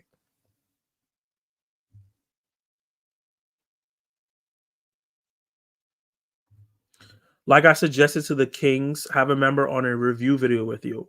You know, that's actually a good idea. Instead of doing the live stream thing with the topic, we could do like member reviews. That's interesting. And that member could pick like their favorite movie, we watch it, and then we do a review. I gotta check though, because that sounds like that could be a lot of work. I gotta be careful with that. Maybe I can do like a spoiler member only live chat about movies, like big movies that came out, and then have members come on and then post it on Monday. I think that might be a good idea. Brandon Davis, that actually is a good idea. Man, that's going to be a long day. Return of the King and Night 2 of Mania. Oh, I forgot Mania is coming out on Sunday. Oh, Jesus Christ. I'll figure it out. I might have to split up Return of the King in 2 days because I definitely want to watch WrestleMania. I finished Renegade Neil and Arc. Okay, you've been telling me about Renegade Neil. What would you give Renegade Neil out of 10? And Arc as well. That could be fun. I would like to join one of your Zack Attack news. Definitely thinking about that. There's a certain flow I have to it. The reason why I don't really have too many people come up because I always think about the rewatchability. I do want people to watch my Zack Attack news lives after the live is done, kind of like a John Campia or even a Grace Randolph, or like just be able to make it watchable. And sometimes having people on kind of disrupts the flow. That's why I don't really do it too much. I've had other people on. It's been fun having people on, but sometimes it can disrupt the flow and it kind of becomes a hangout, which is cool. But for rewatchability, it can turn people off. So that's more why I have people on during Q&As. Oh, Dragon Movie Guy, what's up? I haven't seen you in so long. How are you doing? And for some reason, I'm not getting notifications for your videos anymore. Dragon. I see your stuff on Instagram, and I comment when I can, when I know what you're talking about. But for some reason, when what's the last video you did? Oh, okay. You haven't done a video just recently, right? Okay, that's why. Would love to have you on the podcast sometime soon. I've been off the platform for 6 months. Okay, that's why. All right. So yeah, you haven't been on. But yeah, I had a really great time when we were on your show the last time. And I've been thinking about you and keeping in mind to have you on Zack Attack. And have you on my channel. I have movies that made you live stream coming up with Luke Ponto. After that, I haven't decided who's going to be on next. I might drag a movie guy. I'll talk to you and see if we can have you on.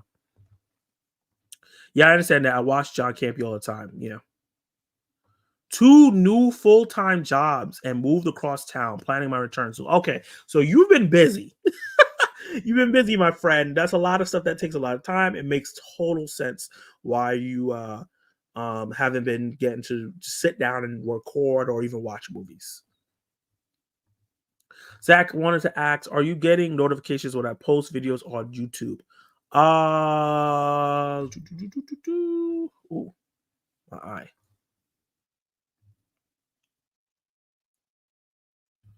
Ooh, somebody just subscribed to the channel. Nice. Devin, the tribal chief. Let's see. So I got one for Screen Gen reviews. Some reason I get for John Campy. I don't know why.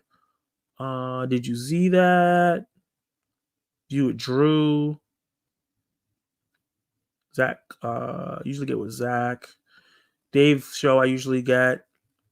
Chillmonger I usually get. Dark movies. Yeah, no, I don't get notifications when you upload. I'm not sure why.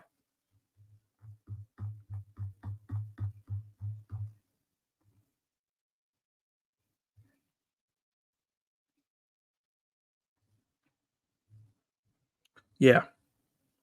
We'll love to come on as a guest. Yeah, man, we're gonna definitely set that up. Executed a move over 9 days, no time off for work. Yikes! Wow, that must have been stressful. Renegade Neil gets an A. Wow, 9 out of 10. Arc, I give it a 6. Arc isn't that great. It just has Jeffrey Wright, Michelle Yeoh, and Jarabella. It's okay, not great. I wouldn't watch it again. Damn. Okay. But Neil Renegade Neil. Let me Google what Renegade Neil is because I have no idea what it is. It's a television series.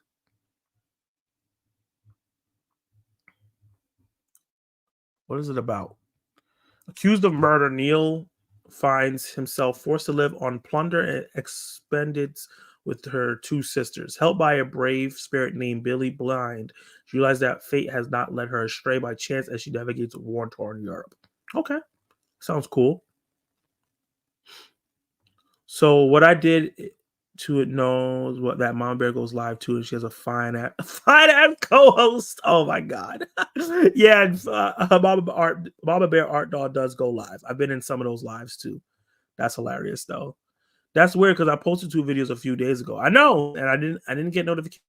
I don't know why. Let me see. You said 2 days ago.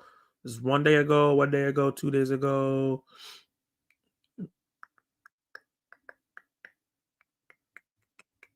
It's funny because I get notifications for people who I don't even really watch their videos a lot.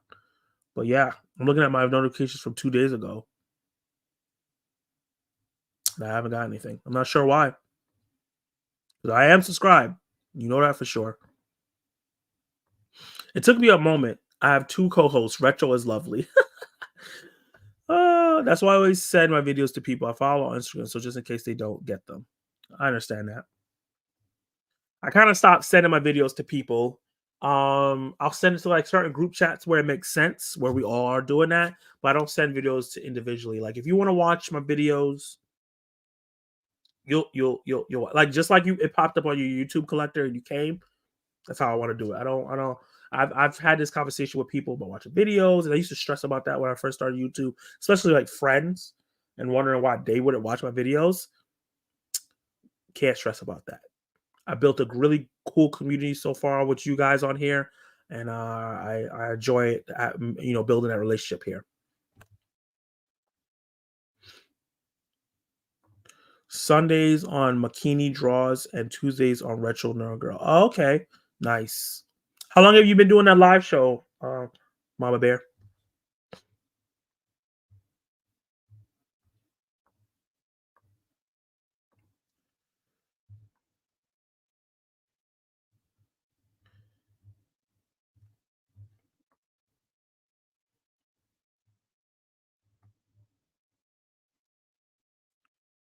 Eventually, I'll get back on my own channel. Oh, okay, so you're streaming on someone else's channel. Gotcha.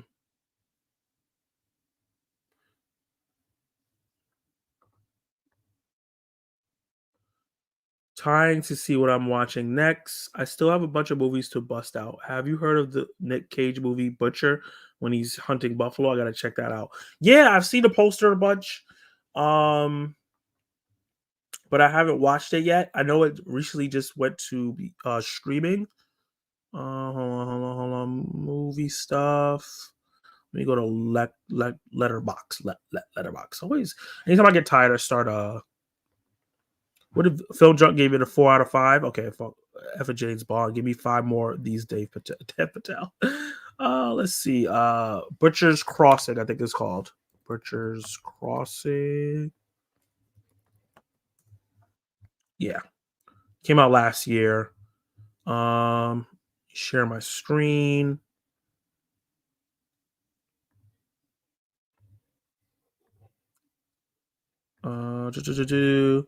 So some of the reviews, Amanda the Jedi, she's really funny. I trust her reviews. Says 2.5.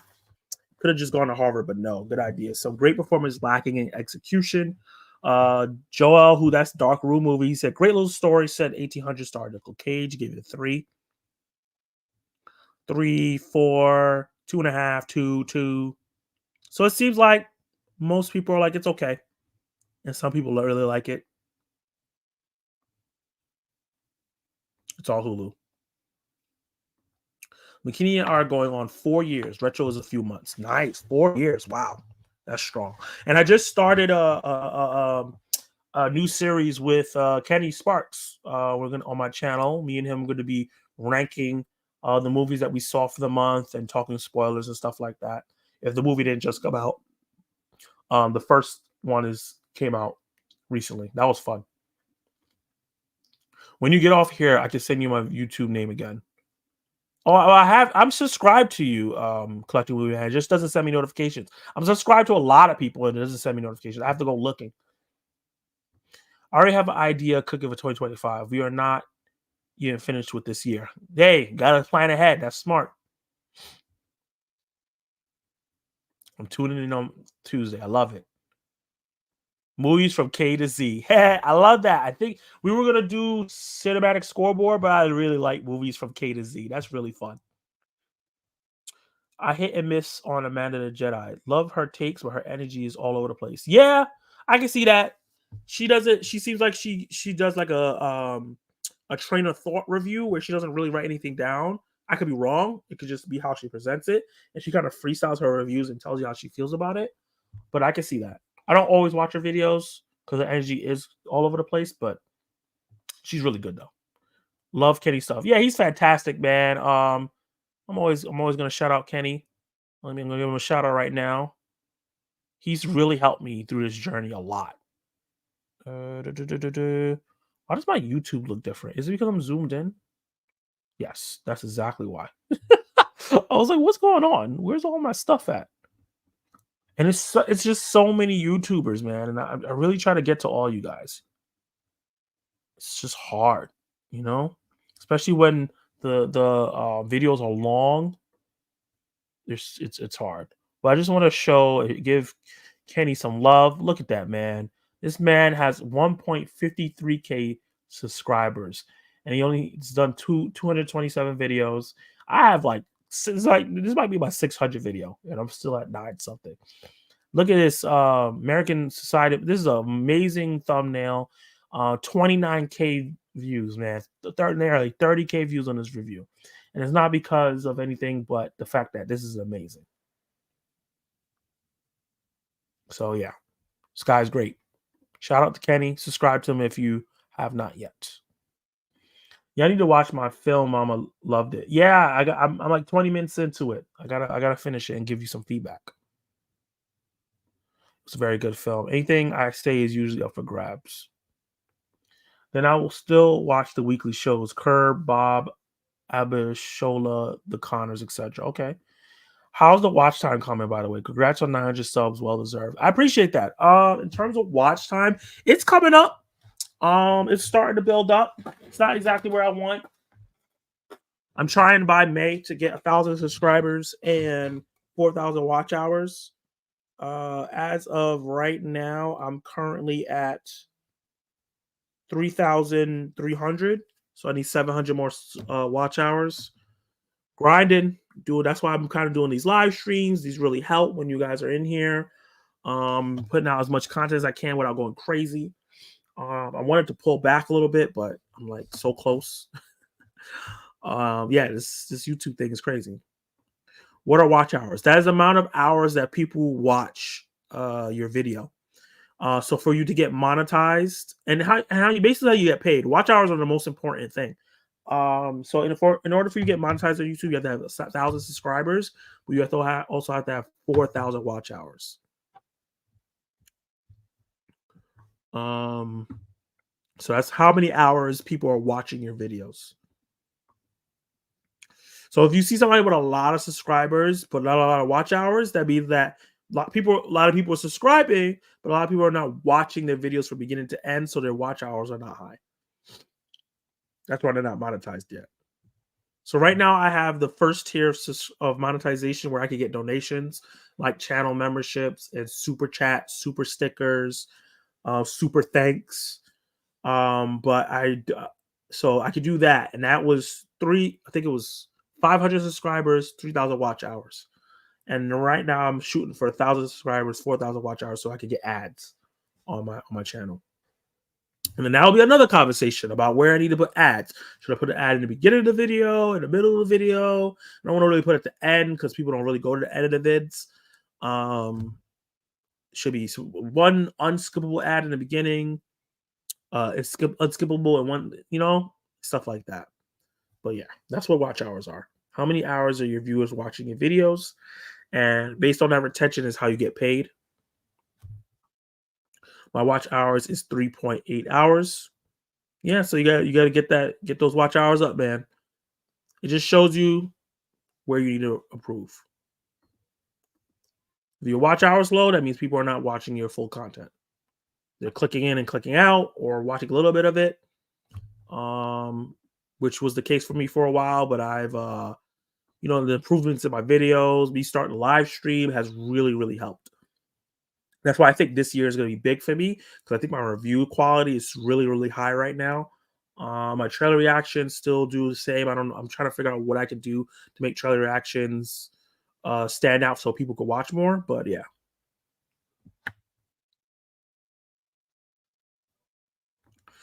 I'm right in a sweet spot. Not too many high subs, but the watch hours somewhat reflect my sub count. And that's what you want. You want your watch hours to reflect your sub count. So as you grow, it grows. So smart, man. You're doing a great job.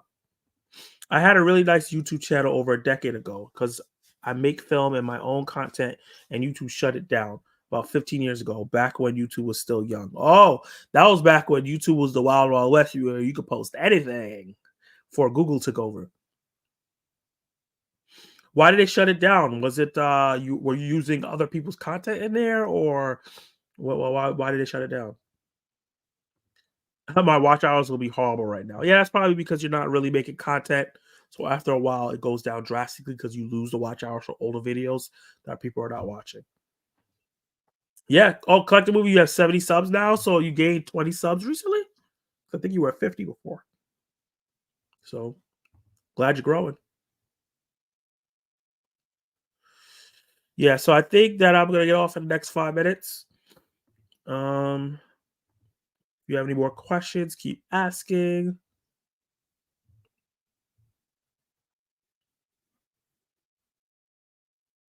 Oh, Zach Milne did a live stream already and finished. And I'm still streaming. That's crazy.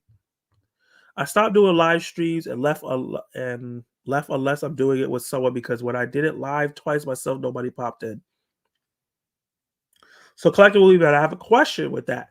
Did you do it on a topic or was it just a Q&A?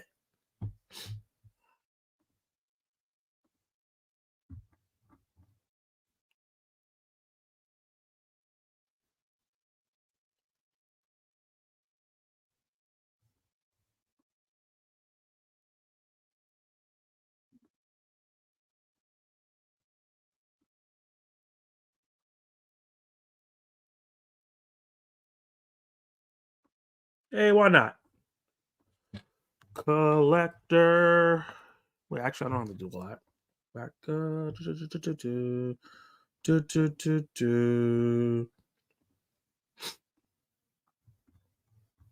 Is it the Collector Movie Man or Collector Movie? Oh, no, it's right here. Collector Movie Man. So obviously he does steelbook hauls. He does what he picked up for the month. He does he doesn't do trailer reactions, but he like discusses trailers. He does reviews.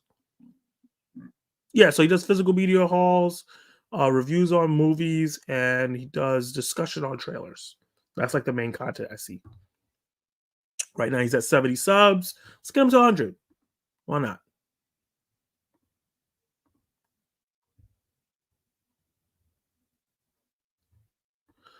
I was all original. I had a video and it was my most viewed video. Don't ask me how many views. It was called Stop This. Okay. I can see why the video was taken down based on that title. I think that's probably why, just on the title alone. But the content sounds interesting. Oh, I hate to skip body. Oh my god, man! It's been so long. How are you doing? Miss you. Miss you in the watch alongs. I miss you, man. How you doing?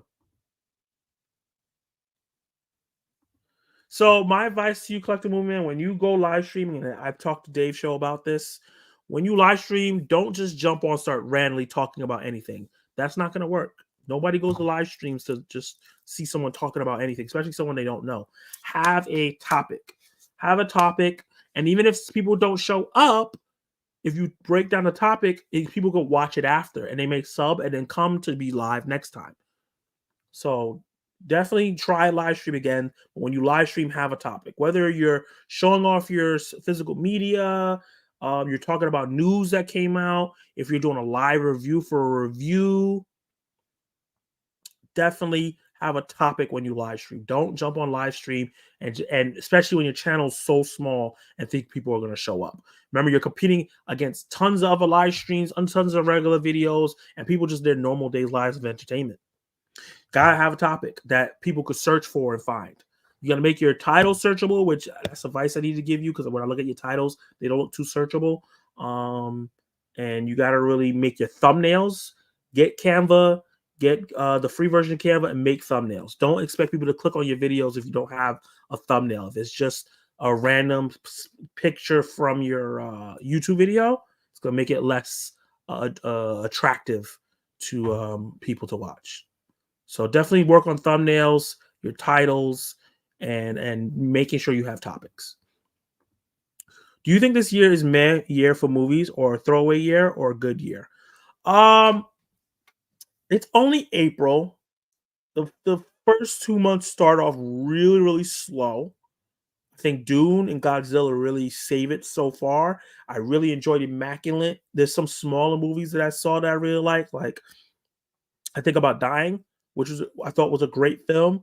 Let me just go to my my letterbox while I talk about this stuff.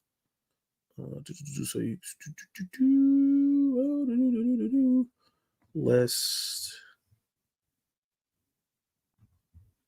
2024 movies rank. So what do I think about? So yeah, Dune Origins, a film that I highly recommend. It's not just, it transcends just a black movie. Like a lot of stuff that's talking about here was really great. Sometimes I think about Dying, great film. Love Like Bleeding, great film. I think You'll Never Find Me was a great film. And I've noticed that people are divisive on it. I thought Roadhouse was a lot of fun. Danzel was great to me. Immaculate, Snack Shack. I think Good Grief is underrated from this year. I really enjoyed Mean Girls. I enjoyed Book of Clarence, even though the first quarter of it is a little weird. Society of Snow, because it went wide in 2024, I count it as a 2024 movie. And then there's some movies that are not like great, but really good, like Lisa Frankenstein, How to Have Sex, Driveway Dolls, Argyle, Stop Motion, Godzilla. So I've had some couple movies that I really enjoyed, and there's been some stinkers like Ghostbusters, Madam Web, Magical Negroes, Mia Coppola.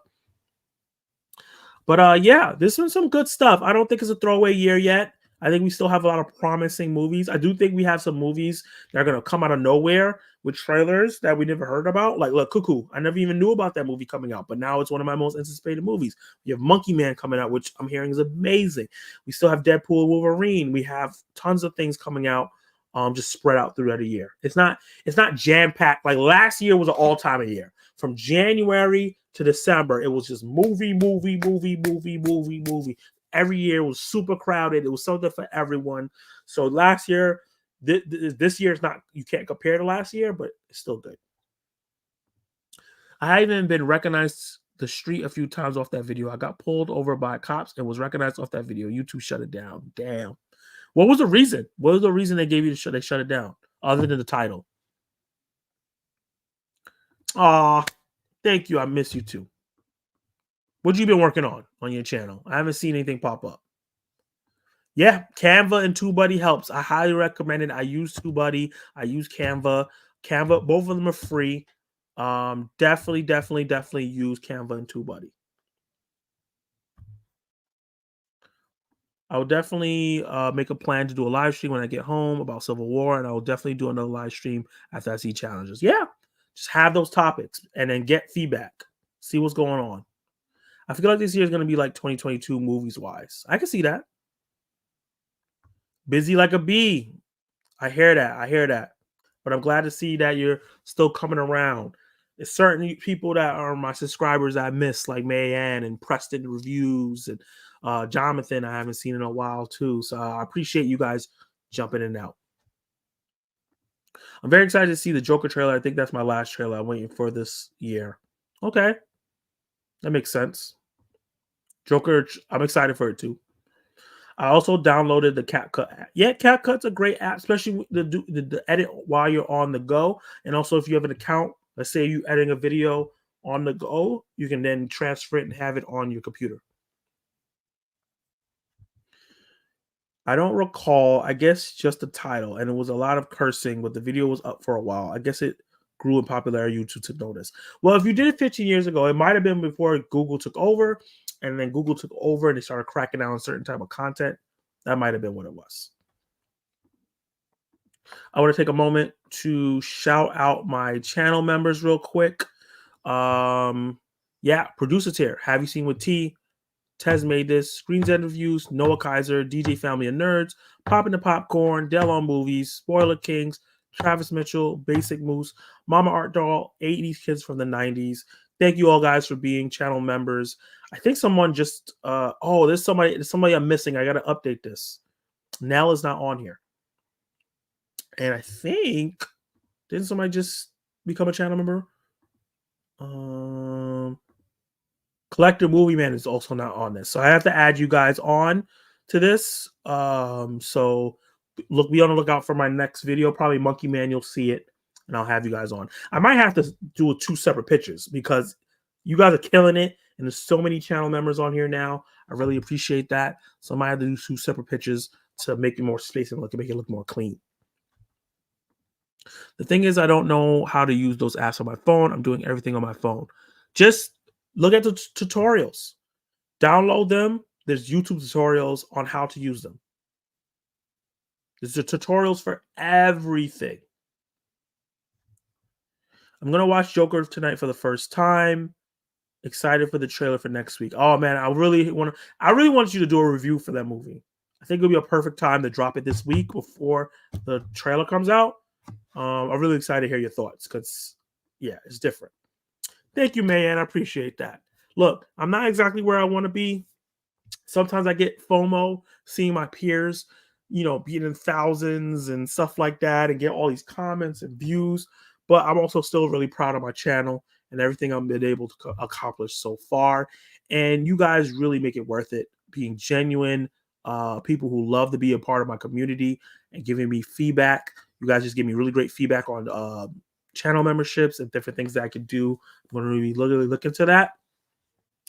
But yeah, I'm going to head out before I start getting really tired. I already started stuttering. When I start stuttering like that, it's because I'm tired. Also, didn't have my water with me, so my throat was still hurting a little bit. This was an impromptu live stream. I almost didn't do Zach Attack News Live this week because I usually do it on Tuesday, and Newsweek was really bad on Tuesday. But then all this great news dropped today, and I was like, I gotta do it. So this was really, really fun. Thank you for everybody for being on the live stream. Thank you for everybody that's jumping in and out throughout the night. And I appreciate you guys. And Mayanne, I really appreciate that. You're exactly where you're supposed to be on God. I appreciate that. Okay, he's going to be doing a review. I like that. I hope you have a great night. Take care, everyone. I hope you have a great night. Hope to see you in the next watch along, Mayanne. Night. Congratulations, Zach, again for you. Good job. Thank you again. Wednesday nights is good to see you on. Appreciate you. Good night, everybody. Peace.